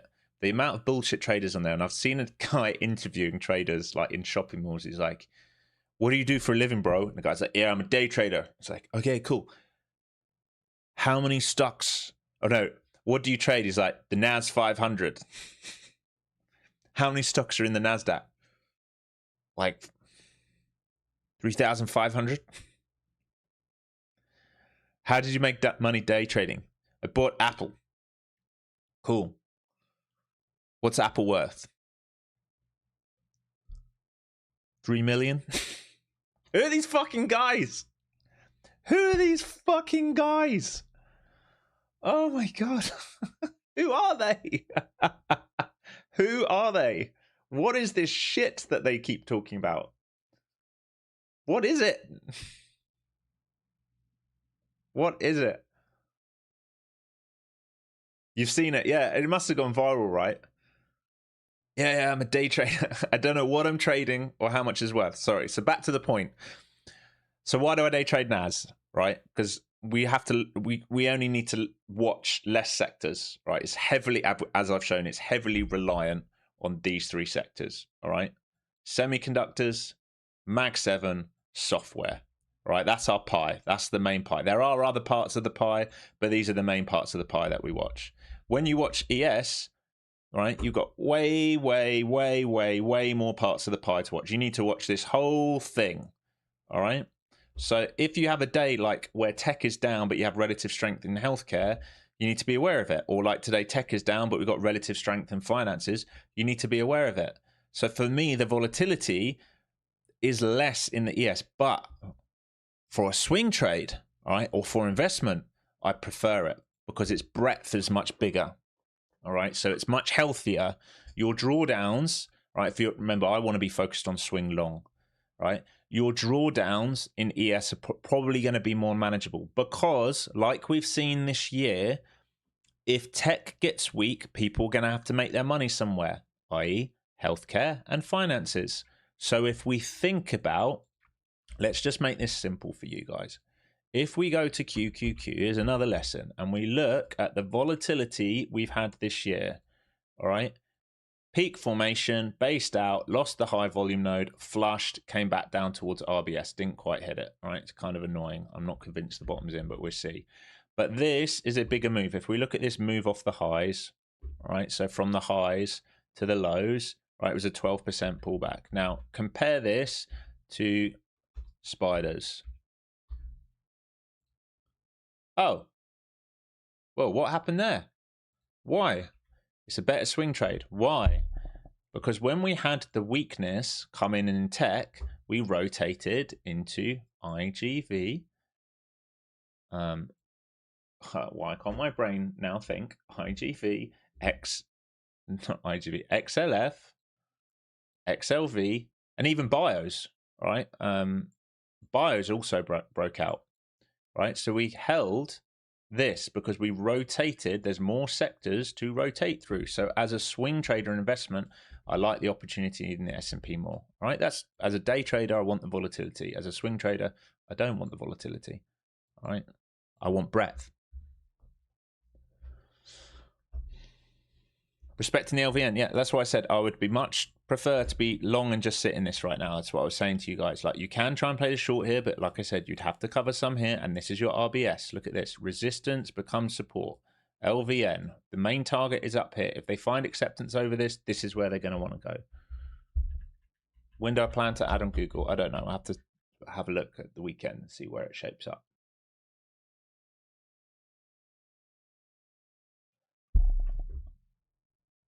Okay. You guys are looking good here. I'm just very salty that I've had copy of trader issues down here today. Kept me flat on it.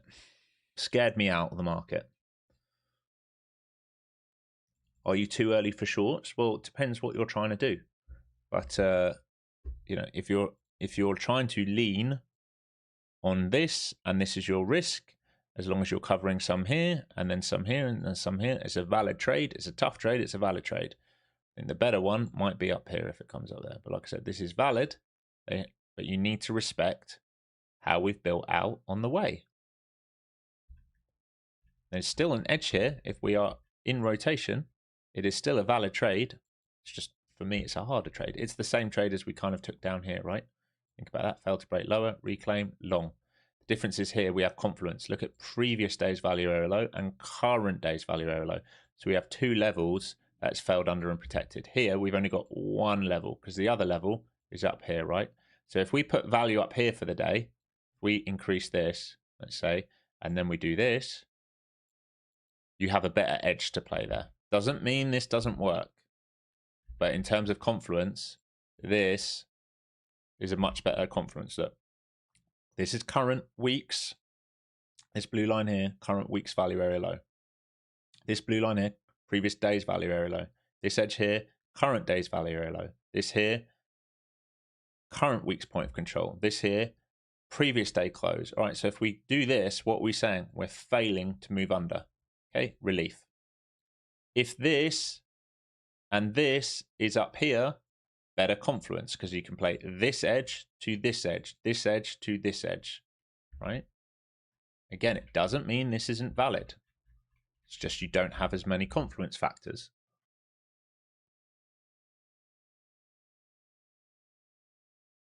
How do we understand where the low-hanging fruit is coming into the session? You mean where the liquidity, the low-hanging liquidity is? Okay, that's a good question. I like to think about things as a first test, all right? Because if you imagine,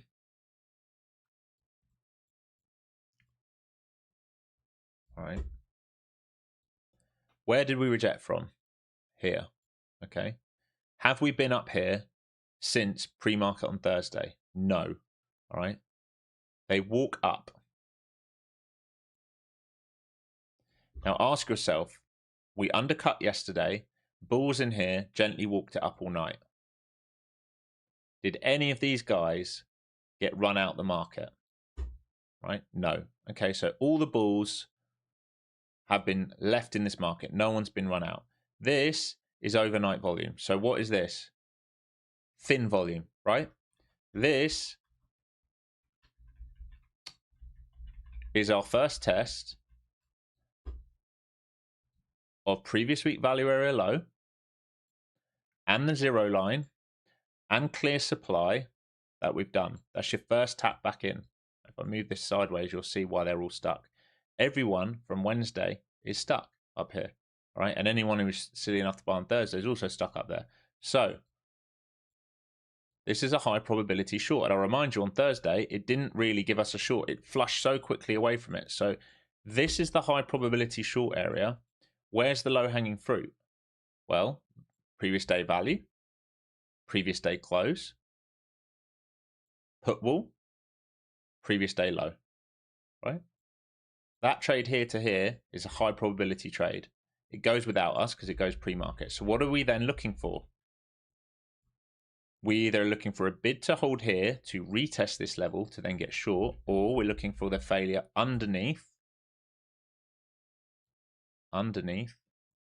right? And we want to get short here for the retest of this. This block here is our low-hanging fruit trade. That's an easy trade.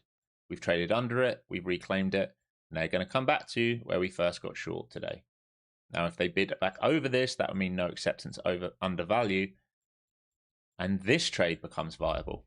Yeah? It's understanding. Just think of it like, I don't know what you'd call it here. We called it snakes and ladders at home. Right? Do you remember that game as a kid? Right? Snakes, ladders. Snakes, ladders. Right? And if they get back above this, snakes, ladders. And if they get back above this, snakes, ladders. Does that make sense? You call it chutes and ladders, right? We call it snakes and ladders at home. It's the same thing. All we're ever trading from is from one area to another area. And inside those lower time frames, one area. You see how we respected this? Respected, respected. Flush. This was a low-hanging fruit trade yesterday afternoon. Take out this low.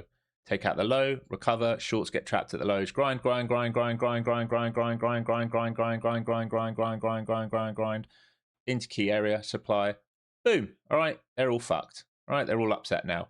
Anyone who chased the lows, who got short the lows, they're going to get punished now. Grind, grind, grind, grind, grind, grind, grind, grind. And we're going to make a decision here whether they reflush it, back it down into the mid, or whether they then go grind, grind, grind, grind, grind, grind, grind, grind, grind, all the way back up here. Yeah. That's why you limit your trading. You have to zoom out of the trading. If you're zoomed in here, this is the mistake I see everyone make. They zoom in here and they go, oh my God, we're back above the VWAP and we're back above 21 and I'm long. Okay, great. So you understand the trigger. Where are you long to and what's your risk? That's the bigger question, right? Because the long for me was down here, wasn't it? And the next long trigger really would be something like this. All right. Break above, retest this, hold it, reclaim, and then we can think about even higher.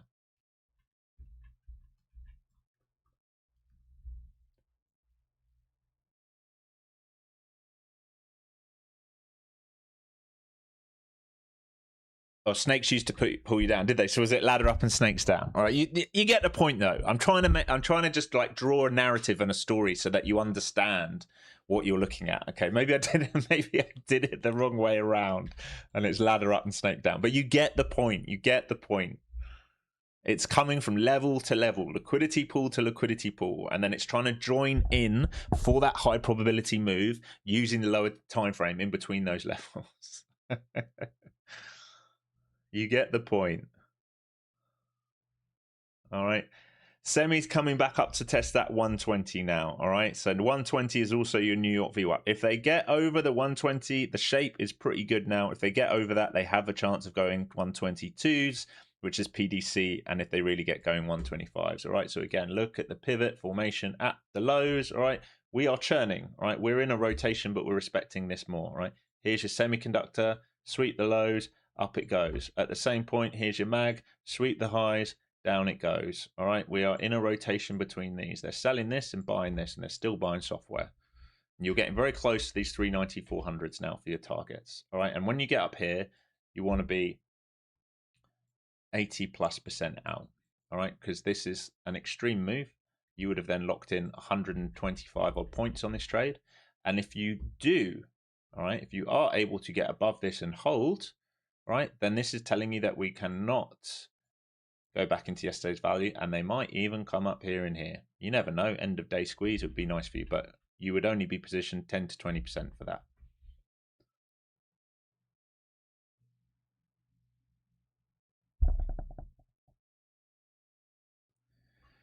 Do I have a YouTube video on CVD? No, it's in the course. It's in the course. I don't think I do. Here you go, guys. Here you go. You're coming up to previous day value area high. This is it here. You also have the lower time frame algo. So you need to be trimming here, please. Start selling into this, right? Start taking some of your money off the table from the long. Fuck me. Thanks so much, Trade Copier. You just cost me an absolute fortune today, you piece of shit. Pardon my French, guys. It's quite upsetting when you're long and it starts flipping you long and short and then crashing on you and stuff. But there we go. Was it Elizabeth? She hacked me. She hacked it. All right, here you go, guys. Right, you're into this box. You must be taking 70, 80% off the table. You can hold runners for the expansion back up to New York Open. All right, you can hold 10 to 20% for the move back up here. Maybe it comes for you. Maybe you get all the way up here, but we are not going to position long up here. All right, you're positioned long here and you sit and wait now. You made the joke an algo. Sorry, I just see it. Practice gratitude for all that the copier has done for me. Fuck all.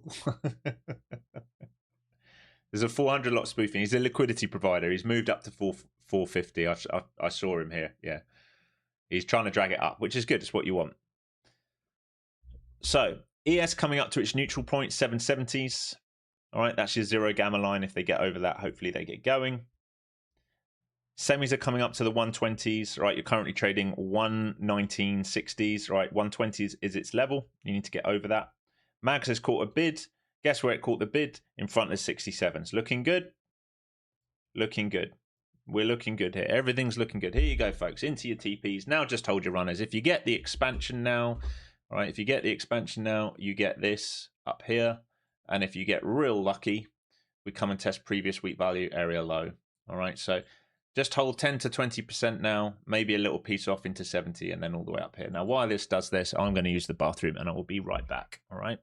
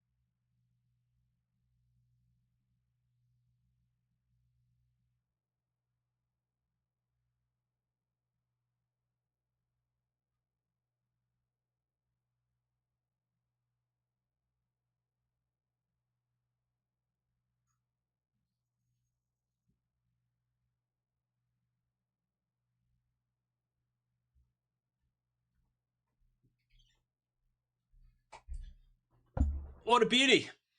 What a beauty.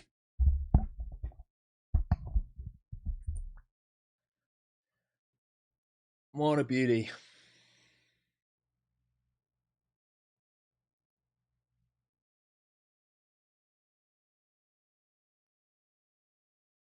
Is previous day value area high too far away? You're at it now, mate. You're at it now. This is the expansion now. Here comes the squeeze.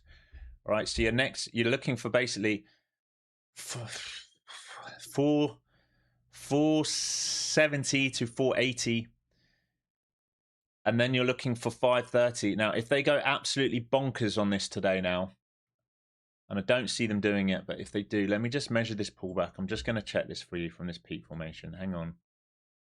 Can they get up to C1? 702s.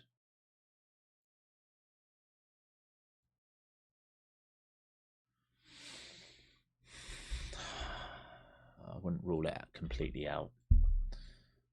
I wouldn't rule it completely out. So what you want to see now, you're out, right? You're down to like 10, 20%. It must base above this. All right. Ideally, they just hold above value. Ideally, they do this. But if they need to do a two leg, this can happen. And that is the next spot, right? But you do not want to be a new money long up here. The long was down here, like we talked about.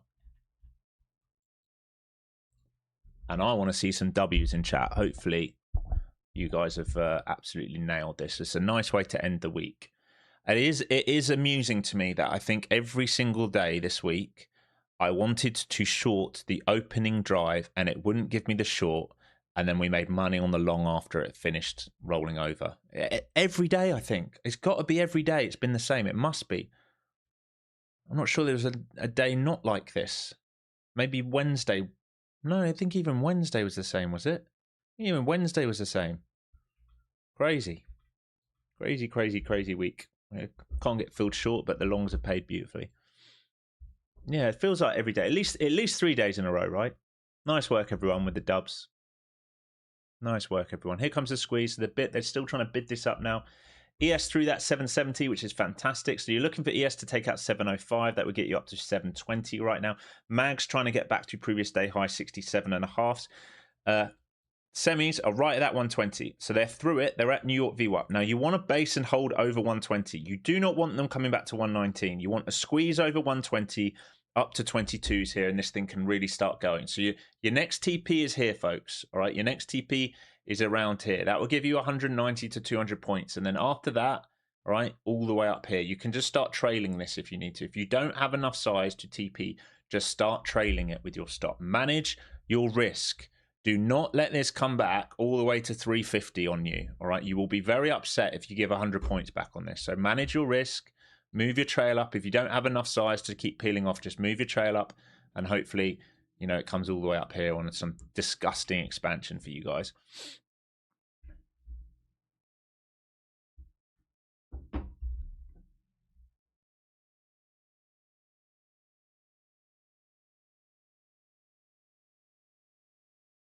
There you go. Only one left, just moving the trail up. There you go. Perfectly. So you can just, you know, either risk nodes or risk the previous like 1 minute bar. So right now you could risk 24 or something, because you probably don't want to risk all the way back down here. It'd be 40 points, wouldn't it? Whatever feels right to you. But we are in squeeze territory here. All the shorts of these lows are getting absolutely murdered now. And it is due a pullback, right? We're extended away from flow zones right now. So we do expect a pullback, but ideally we just squeeze higher and higher and higher for you guys. But we would expect a pullback soon. Beautiful move. There's semis through the 120, through the VWAP. Hopefully they go up to 122s. Here you go. Huge seller coming in here. 341 lot at 45s. He's now fucked as well. And this thing can keep moving. They're starting to sell now. So you need to be locking some in if you haven't already. And then you're looking for right the way up here. What a fucking trade. Thanks so much, Copier. You absolutely fucked me today. Absolutely fucked me. This might be trade of the week. Beautiful. Look at the expansion coming here in the CVD as well. So all these shorts are getting blown out now.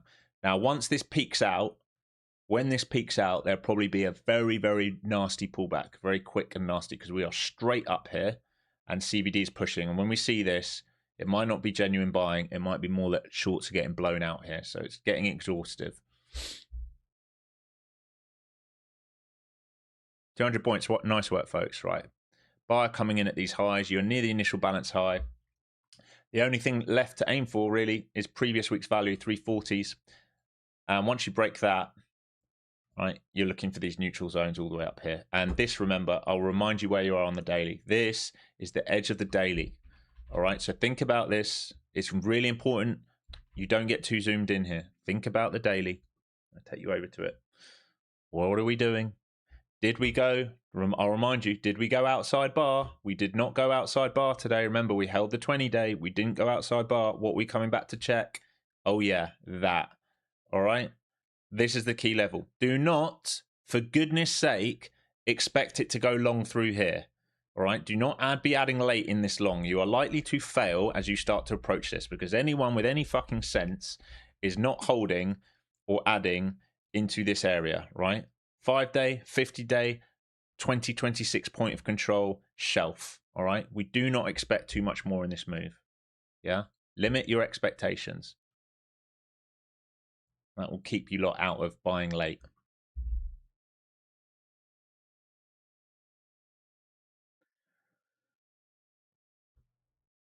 Since today's expiration shorts get squeezed, well, that is what you are currently seeing, yes, but like just zoom out, right?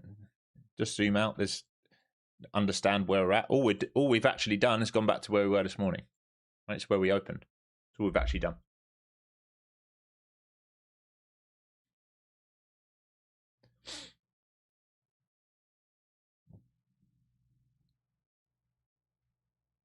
Shorts now? I wouldn't, but you know, it's due a pullback. Is it due a pullback? Absolutely. It's a big look at this huge squeeze. Think about this without any pullback since this pivot. Right, 136 points without a pullback, but we haven't taken this liquidity at the high. It can afford a pullback right back to 365s. Maybe it comes back down to 400s.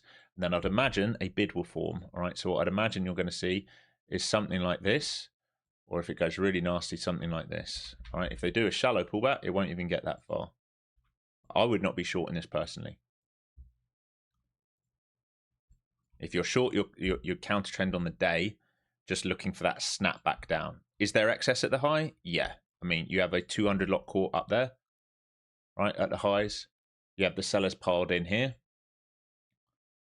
But I would limit what you're looking for on the short side. Don't expect the whole thing to collapse, all right? It's likely to come back in, and then you see if they find a bid.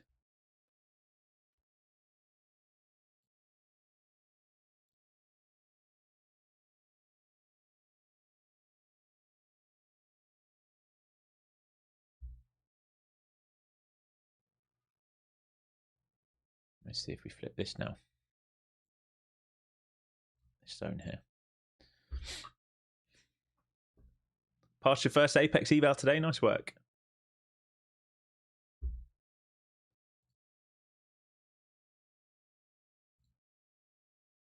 It's a shallow pullback. These sellers here are still caught right now. The sellers are at 49s and 45s. They're still caught right now. I still think you're okay to hold this long at the moment. If they start coming under that, then you're going to get the retest of 390, 400.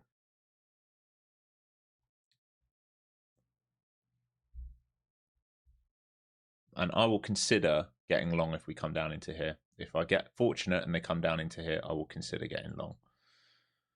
I will watch some of these nodes here.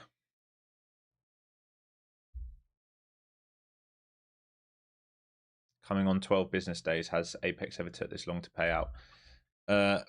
No, I've not had that issue. You want to be emailing them. They shouldn't be doing that on the newer accounts. So if you're set up correctly, more huge sellers piling in here, folks.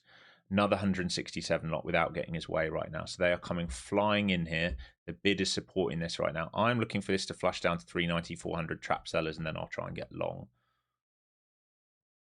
If it will come in for me. All right, so semis popped over 120, back under 120. Now they might come 119. It's not ideal, but they might come 119. If they hold 119, they come down here and semis hold 119. All right, 119s. I'll try and get long with it. Same if mags can hold. IGV is still looking good. So we'll see. Look at this, how easy it is when they go in alignment. Much nicer, right? That's why you got that nice squeeze. So I'm waiting to see if we can do a little 2-leg into here. Would be fantastic if they want to be very kind, and I'll try and get long down there.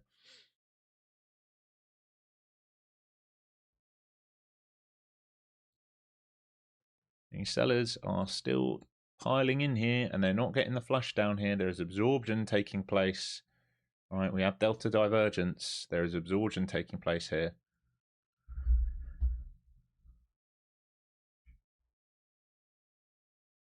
No, that's bollocks, Rick. You've heard that from someone talking shit. It's got nothing to do with being an affiliate versus a regular. It's absolute nonsense. And I'm not saying that because I'm an affiliate. I'm just telling you the truth. It's absolute bullshit. That is people spreading FUD.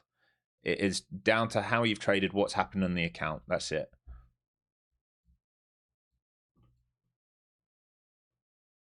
And I don't care whether you trade with Apex or not. That is absolutely up to you. But that's absolute nonsense. Why does M and Q Bookmap look way cleaner than NQ? Does it? I don't know if it does, but why did they stop 2 ticks before previous day low? I don't think they stopped 2 ticks. I think they stopped more than 2 ticks, right? Because they protected it. Because we found a bid here yesterday. Think about this. Where was the undercut yesterday?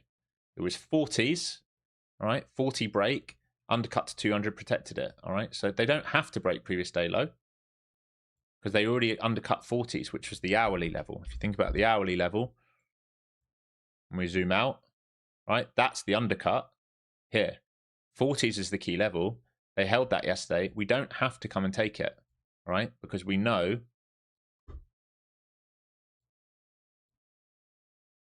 Can I draw this? Fucking hell, mate. That's the stop run. This can be a firm hold. Yeah? All right, let's see if we can come back down here in towards 400s and what we can do.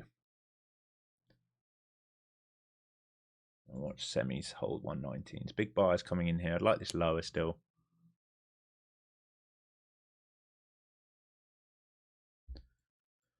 If we can come down and hold previous day's value, otherwise 63s.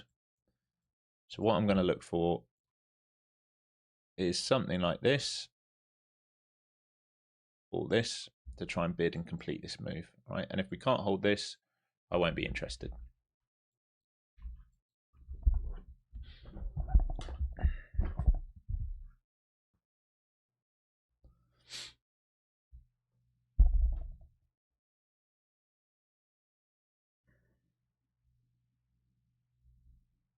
Alex just passed 3 Lucid 50Ks. How would I start trading them for the first time to be successful? Well, if you've passed them and you traded correctly, you just got to keep doing exactly the same thing. Just do exactly the same thing. Don't change anything.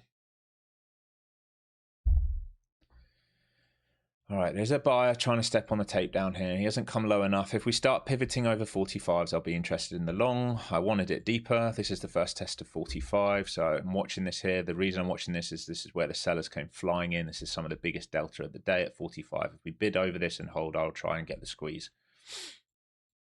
Didn't quite come deep enough that I would have got the bid down here. But if we hold over 45s, then these sellers are going to be fucked.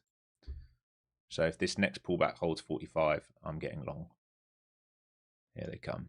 All right, I've put a little piece in here, and we have to hold 45. There isn't a little imbalance to 39, but I am now long down here, folks. Or I should say, should say up here. You might say it's really risky. I can see the sellers are caught, so as long as we hold them, we're good. Here's a little imbalance here into 60s. And I'm expecting new highs here. Now the buyer is caught at 66s, so once we expand that, he's back in the money and we get the move. And we do not want to come under 45s, okay? So I was looking for this, didn't quite come in. 45s is the level. Here comes the expansion. We're looking for a high of day through this and then up here ideally. So I am now long at around 45s. Right? And I'm not going to give room under 45s, folks. It's a very tight stop because that's where he's trapped. All right, this is what I'm looking for at the moment. And I will TP some out here.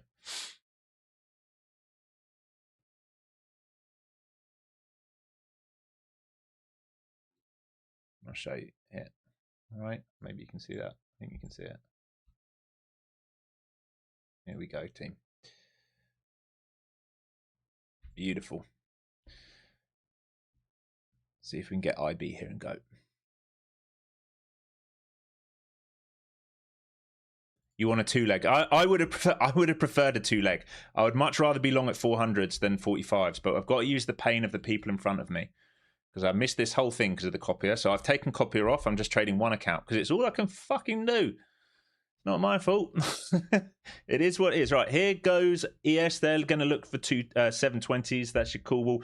Semis back through the 120s. Mag new high of day. We look good. We've taken a partial. Stops getting moved into the money here. And if we go, we go. If we don't, we go.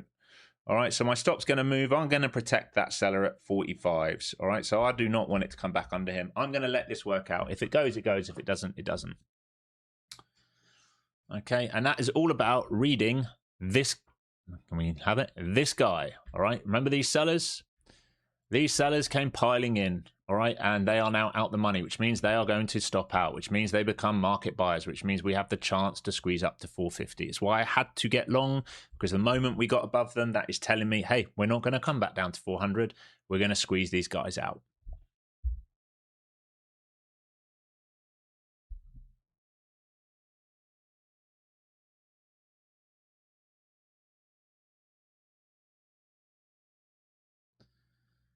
So we've paid some here, and we just see how high this goes. We're about 40 odd points up here. So I'm having to play for scraps. It's not my fault. Don't blame me. Blame the trade copier. Fucking trade copier.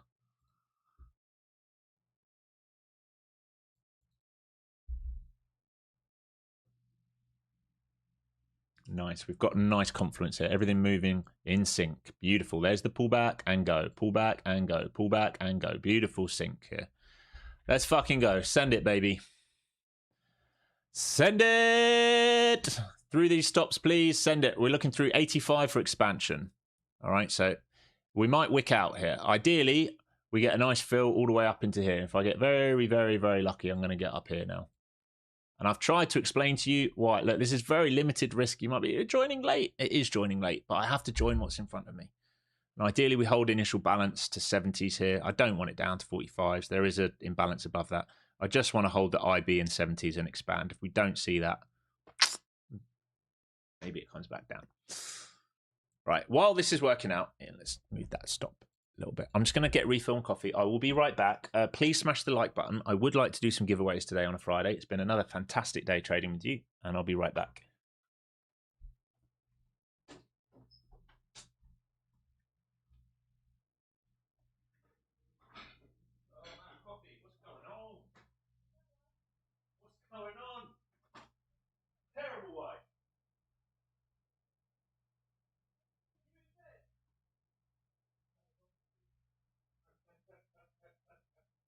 Lazy. Don't know if you guys could hear that.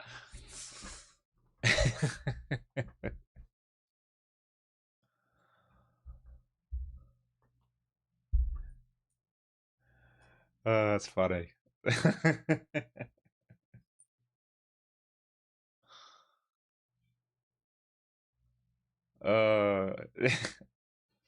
All right, they got a whole 45 here, or I'm out on the runners. They have to hold 45 here. I'm not holding beyond this. You can see my risk. I took a partial. Like I said, this is the liquidity. So I took a partial. We come back in. It is what it is. It's fine. There is a little imbalance here at 50s. All right, 45s is the level though. They hold above 45. Sellers remain stuck.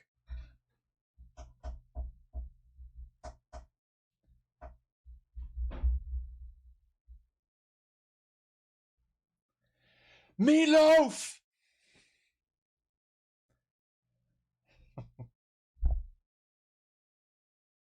God! Where's my meatloaf?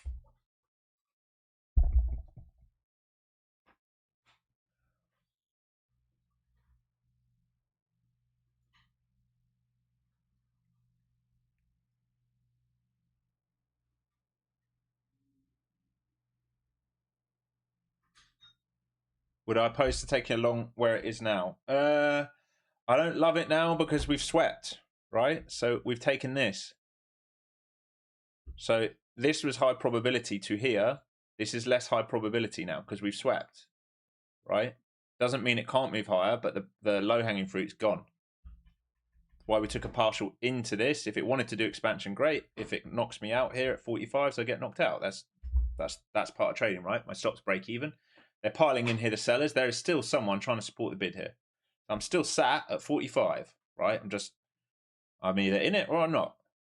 It either protects these sellers and keeps them trapped, or it doesn't. I don't love a new long position here because we've already taken the low-hanging fruit.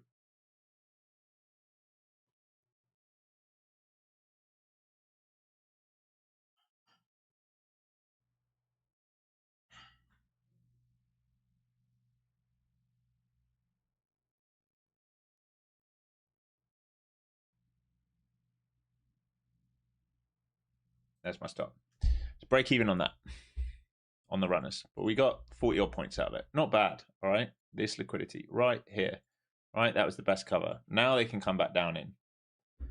Now they're welcome to come down here if they want. So here and here, we'll see. I'm not going to trade it short side. I'm going to let it come back in. That might be, oh, why have I done that? That might be me done for the day. All right. That was the best fill. Right here. How long we got left? Yeah, that's me done for the day. It's lunch. It's done. I didn't even realize that time went quick. Went real quick. All right, I'll tell you what I'd be looking for the rest of the day if I was you. I'll leave you with this. All right. If they are willing to support the bid here, there is still a chance, all right, for this move. And that would be your final target up here. If they flush this, all right, I'd be very careful for this trap here. I still think there is a chance for this move here. I would now not really be too focused on short side, all right? And I would leave anything in here alone, all right, on a Friday, all right? So I would really focus on, are they willing to hold this or this for this move? Otherwise, I would probably just leave it alone, folks. Based on what we're now seeing on the daily. Daily hasn't quite come up to... I got very close. Hasn't quite come up to this sort of 580, 530, 580 level. But you can see we are reacting off that. All right. We are reacting off it. All right, we're failing to get back inside. I don't think we're seeing new low today. I just don't see them doing it. I see us being probably pinned for the day here now. Hourly, we've rebalanced that first hour sell. Okay, so just zoom out of this. Think about this. We are in a range. We are developing a range here. Right, this is where we failed from. Right, this is your 4-month high volume node. And it's your current weak point of control. Right, grind up, fail, rebalance. We are probably going to start just going in here. All right, like we did yesterday. It's highly probable that they do that unless they can hold the bid above and have another try and attempt to get into that 480s. Remember 580s, sorry. And remember that was where I would have liked to have gone lower time frame. All right, so that would have been my final target. Why? Well, that's the high volume above it. Right, that's where everyone's stuck. So I'd imagine once it gets up there, it's a sell. I wouldn't do much more than that. That would be my focus. Either they hold these pivots or they don't. And I really, if I was you, I mean, you guys do what you want, but I would avoid trading inside that section there. Do I use high volume nodes or low volume nodes for support and resistance? Well, they're two different things. All right. High volume nodes is not support and resistance. All right. A high volume node is a range. So you play the edge. Right. Play the edge, right? Low volume node is potential support, but we don't bid down here because we break on the high volume node. But what we can do is bid here on the reclaim rotation. If it comes down here and holds, we bid that, not because we're bidding in the high volume node. The max bid is the edge of it. It's the LVN that we look for the support to hold. Once we come back in value, chop. All right. If we come out of value and reject it, continuation short. All right. Make sense of this. If I drew this into a candle, this last thing I'll do before I leave. Let's come right up here. All right. If we did, imagine this is, I don't know, whatever time frame you want, 15 minute, 20 minute, daily even. If we did this and then this, okay, if we were going to draw this profile, it would look like this. Yeah. So if we broke back above this, this is the question where it's like either sellers sell this back down or we break and hold. And what we're going to do here, we're going to go from one small area value to another area value. So this trade up here becomes probable. And when we get up there, what do we expect? Well, buyers are stuck up there. And this is the first, remember we talked about that. It's the first test. So we'd expect a failure. All right. Now, if I take you back to what we're doing now,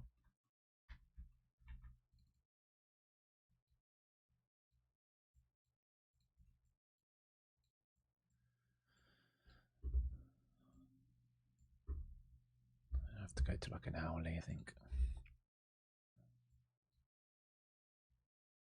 Okay. Look at the current week. Chop. Break away from it. Test it. Sell. All right. Sell. Where do we then create liquidity? Down here. Yeah. Fails to break under, right? If we were going to be short, if they were going to stay heavy today, they would have had to have done that. They would have had to reject that. They didn't. So what do we do here? Oh, we're thin. No way. What are we likely to do? Come back up. Where to? Well, we have a node here, intraday. And while I was saying, if we can get runners to go, we'll come up here. Why? Because it's the next node. Yeah. So from one area of value to another area of value. And in here, we trade faster, right? Because we're thin. Make sense?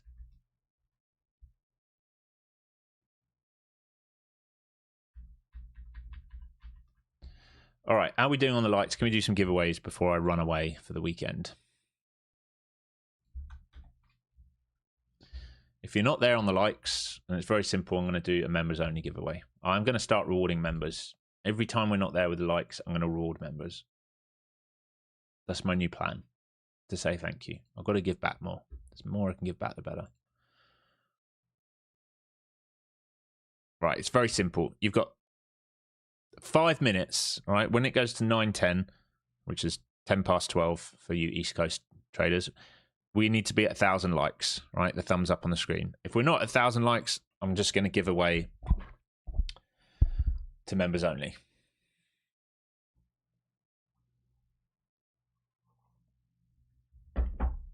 Would I consider a short here? No, absolutely not. Absolutely not. Why would you be short here? You're too focused on lower time frame. Look, we're value area high, previous day value area high, current day value area high. I would expect buyers to be around here. I remember on this pullback, this is where we first wanted to come. Right, we've taken the liquidity, yes, but if you're short here, this is the area where I think buyers would probably be. Think about structure. All right, think about this. Okay, so where's the max? If you're short here, where are you trying to get to? The max point you can get to probably is here. Right, so where's your risk? Here? It's not even 1 hour, is it? You're chasing. It's a chase. Right, we expect buyers to turn up anywhere in here. Here to here, we would expect buyers to turn up.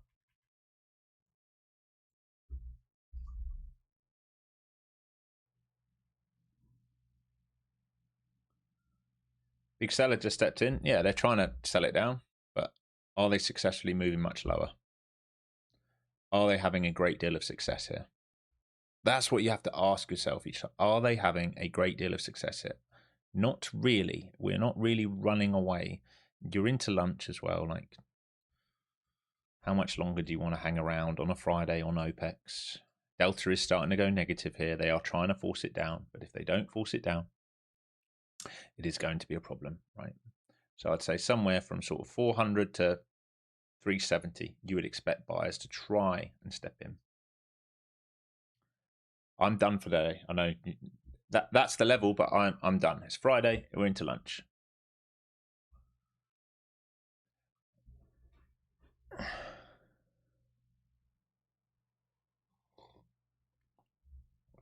$400 longs coming. Well, maybe, like we said, this is the area. This is the area. All right. If you see something like this or like this, it can be the area. Potential. I'd say in here, under this, no trade zone, no short, no long. For me personally, I would not do anything in here today. You do, like in an OPEX on a Friday, you've done really well. Look, if you got this short here this morning, which I didn't get, or you got this long here this morning, which my copier fucked up, or you got even 40 points here, you've had a pretty good session. These are the 3 setups for the day. All right, those are the 3 setups. If it does this or this, maybe you get a 4th setup for the day. If it comes in here, I would honestly walk away for the day. Right, do not. It's Friday. It's Friday, and it's OPEX. Do not sit here all day long on the screens.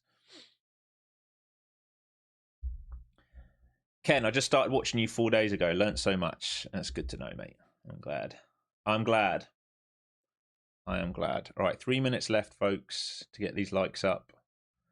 Otherwise, it's members only.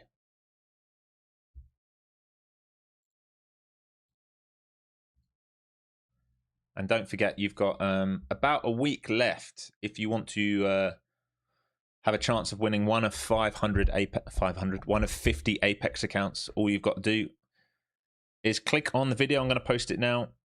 All right, and make a donation to this charity. It's for a good cause. All right, it's for 988. It's for a very, very good cause. We are trying to give back more and more. It's my big thing I want to do with my influence. I hate that word, but with influence, we are trying to do positive things. So that link I just clicked on, that's the link. Oh, Behave, thanks very much. Morning coffee, appreciate you, sir. Appreciate you.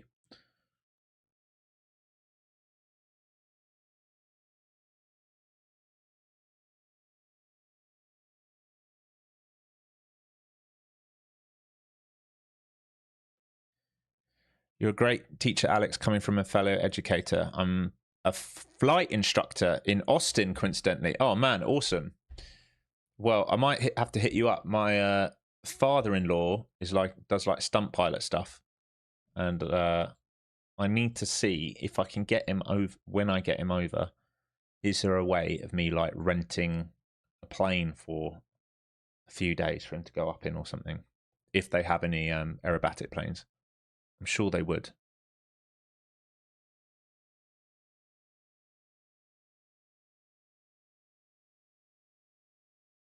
Nice one, man. Appreciate it. Okay, here's the failures. And so buyers need to step in between 400 and 370 here. Otherwise, it's game over for them and it'll be done for the day. What reversal? Well, we expected when it peaked out, remember, straight squeeze up. We said once it's done, it's going to come straight back down, but we would expect anywhere in here for buyers to live. If they don't live in here, right, then we're going to come back into range, and that's just awful. That will be just awful. Awful for the day. I mean, you've got nothing to do if we come back in there for the day. Now, I would say previous day value high on NinjaTrader is at 91, right? So this is a slight discrepancy across the board today. I've had that, which is kind of annoying across the board.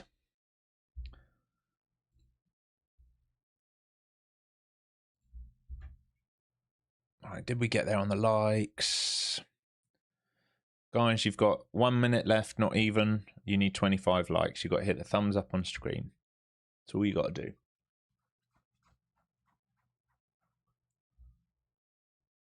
Can I look at Tesla? I can look at Tesla quickly.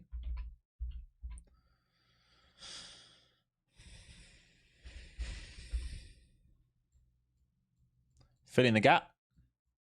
That's what we went over pre-market. Fill in the gap. That's your gap. That's your breakout. Yesterday, pullback held a breakout. That's the gap fill. All right. Now, we would expect, again, what's this? This is very similar to what we've got just gone over. What's this? First test. So anyone who's been bullish up here is likely to get out as close to break even as possible. So from here, it would not surprise me to see this sell back down. Now, if we get through this and then we base and hold this with an undercut, this is very strong, all right? But in this move here, if you have been triggered in long, whether you took this 322 swing or you took a 340 swing, you want to be taking partials into this. And you can only hold a runner. You can continue to hold runners, but you will need to find acceptance back inside of this gap now for that move. And on the day, you're starting to have your 3 drives at peak formation high. All right. And you're under IB. So you want to see them hold this for a return back in. If they start failing this, that's your channel. All right. That's your channel on the day. And they start failing this. I don't think you get that today, but you probably get some form of mean.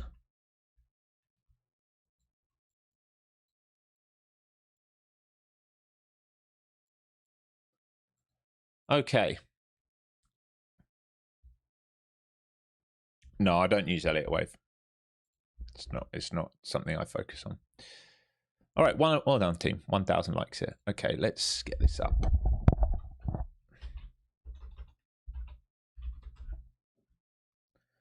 So we will be giving away an Apex account today. Remember, there's still a sale available on Apex. I will remind you now, Take Profit Trader, I think, finishes on Sunday. All right, the 50% sale finishes on Sunday. 50% sale, Take Profit Trader, no activation fee, code FlowZone for that. It finishes on Sunday. Okay. I have been told, yeah, you guys are all hammering FZT, so I better get this live for you. I have been told that the 3-day pass is staying with Take Profit Trader. All right. So from now on, it will only be a 3-day pass, no longer a 5-day pass, which is great. But the 50% sale ends Sunday. I think it's Sunday at midnight, just so that you guys are aware. You are starting to see a bid form here at the moment. Now, I'd say the sellers, where's this guy? 20s is the level. All right, that's where they sold aggressively through 20s. So if the bid starts to get back above 20s, then that's the buyers having an attempt to take recontrol of this, all right, in this pullback zone. So this is the area where, no, I'm not going to trade this. We're into lunch, but I'd be watching sort of this here. What do we talk about? They can start to base. This can happen. If they lose 20s, they come for a retest of this. All right. So that's your battle right now, folks. That is your battle right now. And remember, I'm going to remind you, it's OPEX. Like, anything can happen. It's OPEX. I give you guys a little bit longer to enter this competition.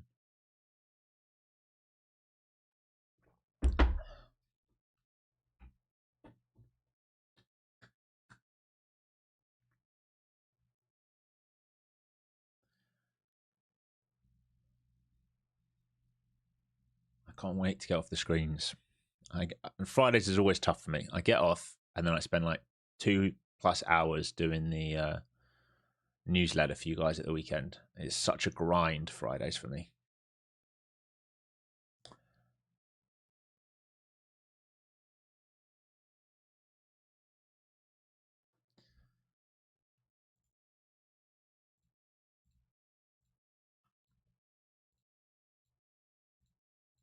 All right, let's pull this winner.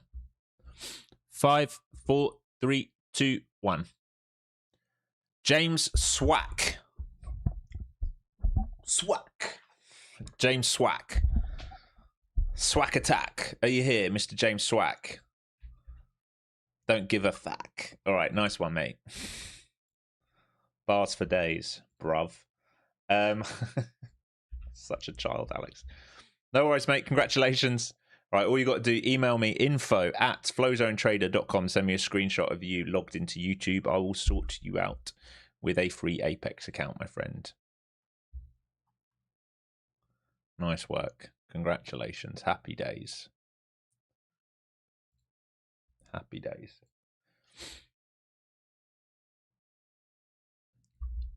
All right, guys. Any questions before I go? Otherwise, I'm out of here. I'm out of here. I'm out of here, man. You know the plan. Oh, look at the blue box. Oh, oh, no way. They're covering some into it. 120 is your level. Do I have educational videos? What do you reckon? Yes. There's a ton. There's tons. Look, if you guys are new here, This is what I say to everyone. If you guys are new here and you're thinking about doing my course, go through all my free stuff on YouTube first. There is a ton of stuff on my YouTube for free. Go through it all first. Make sure you like how I trade. Make sure you like how I explain stuff. I might not be for you. You might not like my style. You might not like my setups. You might think this guy's a dick and I hate him. And that's okay. You're allowed to. Don't go spending money before you've gone through all the free stuff on YouTube. Make sure you like how I trade. If you do, you can head over to flowzonetrader.com. There's tons on there and you can learn from there. Okay, there's tons and tons on there. You can do the beginner to advanced course, 20-hour course. You get Discord with it. You get a version of these flow zones for free. If you want to learn order flow, you can do the volume and order flow course, right? Does not have Discord, does not have indicators, but it will teach you that. If you want Spectra Pro, all right, that's available on there as well. And if you want the Flow Zone Pro, which you see here, that is also available on there. And there are some more indicators coming soon, like this Delta at the bottom and some other stuff. I'm working very, very hard. There's a new website on the way. Everything's coming, guys. That's why I'm absolutely slammed.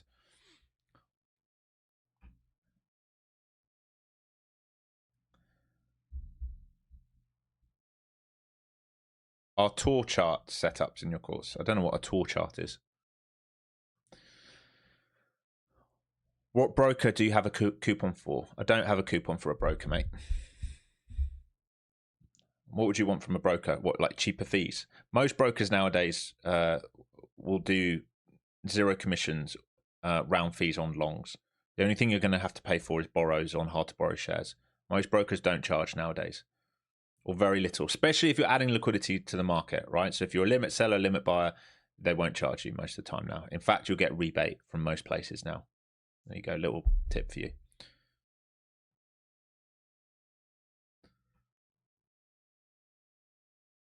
What time does the afternoon session start? Do you mean what time does volume come back in? Normally around 2 o'clock. The volume really picks up around 2 o'clock.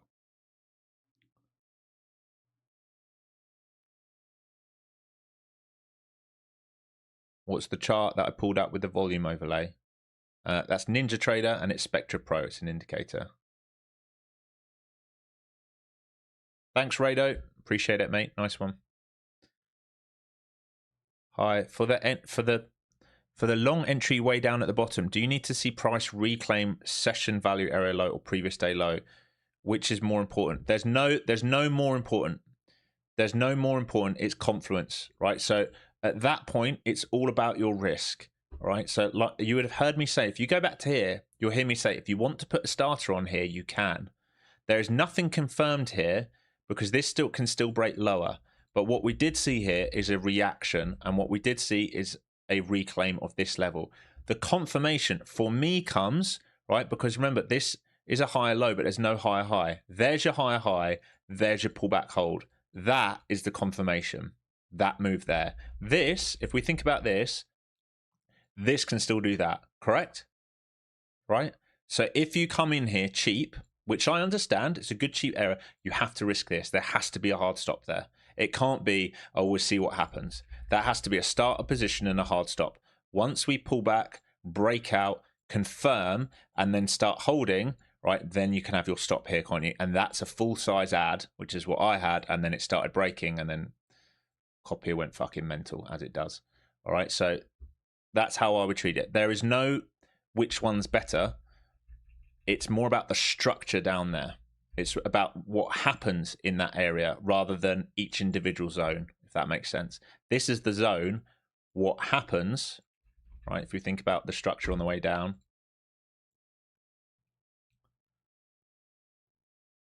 right, that is the confirmation. That is not confirmation. That's the strong entry. This is a starter. That's the strong strength. Yeah. Do I trade Friday afternoons? No. No. I like to get off the screens. It's the weekend, right? The easy money's gone. Smart money's gone. Everyone's left. It's done. It's finished. Oh, did shorts just get a little bit cooked there? Did they get a little bit cooked chasing the market? Oh, I think they got a little bit cooked. Did the blue zone hold up? Oh. What the fuck was that, mate? Someone got fucking stuck, didn't they? Someone got stuck.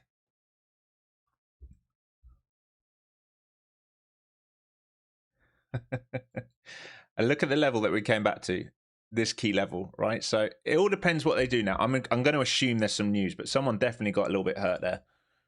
I'm going to assume it's like a fucking Trump tweet or something. Something's happened. Something's happened there.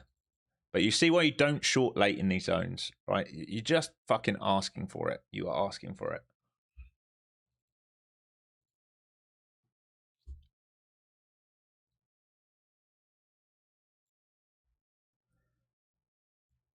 News. Yeah, it's got to be news, right? It's either news or someone stuck and was like, we need to get out. I can't see anything. So this is why I'm thinking, is it on Strait of Hormuz? Has he just posted it on his fucking Truth Social, though? Because I can't see it anyway. So I'm going to assume it's a Truth Social post, so which is why we can't see it. Conditions for resuming negotiations that support the resumption of navigation through the Strait of Hormuz. Yeah, I mean, heard that before. Heard that before. Financial juice. I haven't seen it on financial juice. That's what I was just checking. Couldn't see it. And I pay for it. Let me refresh. Oh, there it is. Now I've got it. I might have needed to refresh.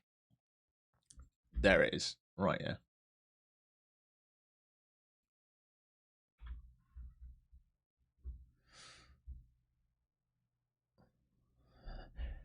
I won the war. It's not a war. It's a little excursion, but it's also a war.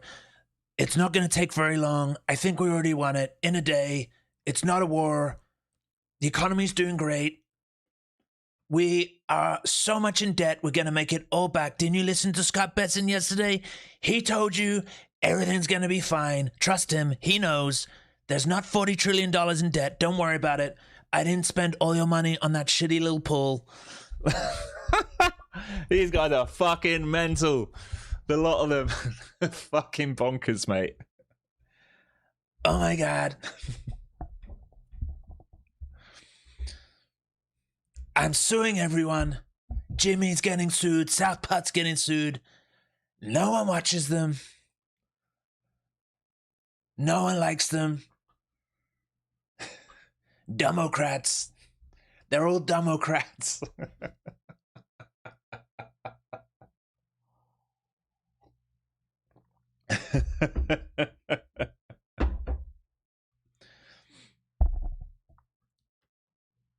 China. I'm going to do a deal with China.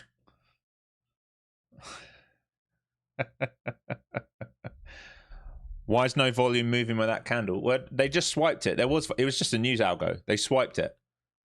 They just, I need to get out of here. I'm just wasting my time here. Look, they swiped it.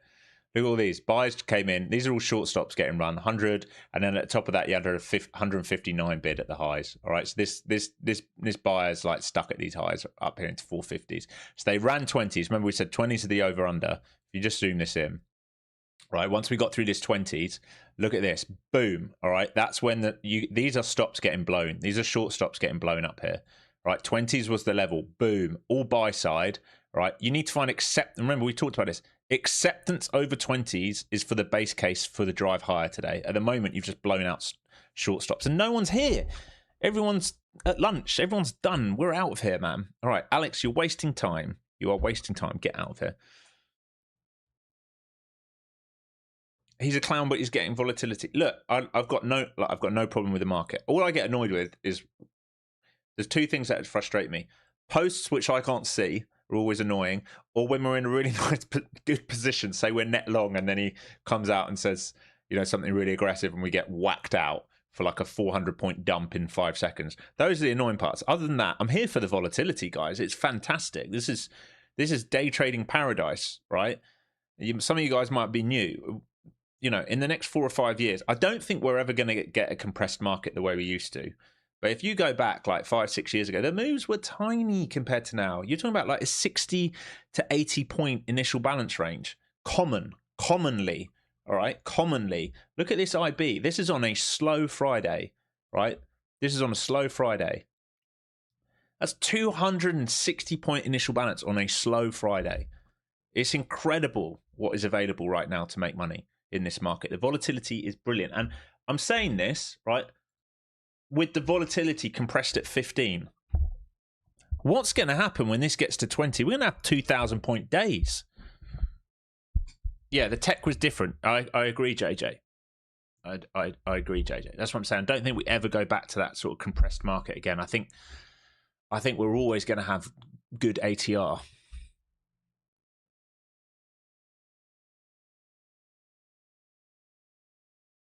How much of it is relative to the market? Yeah, like for sure. Like 1% of 30,000 is different to 1% of 18,000. I know, but it's the speed. What I'm talking about. All right, it's not that long ago that we were trading. You know, we're talking about April,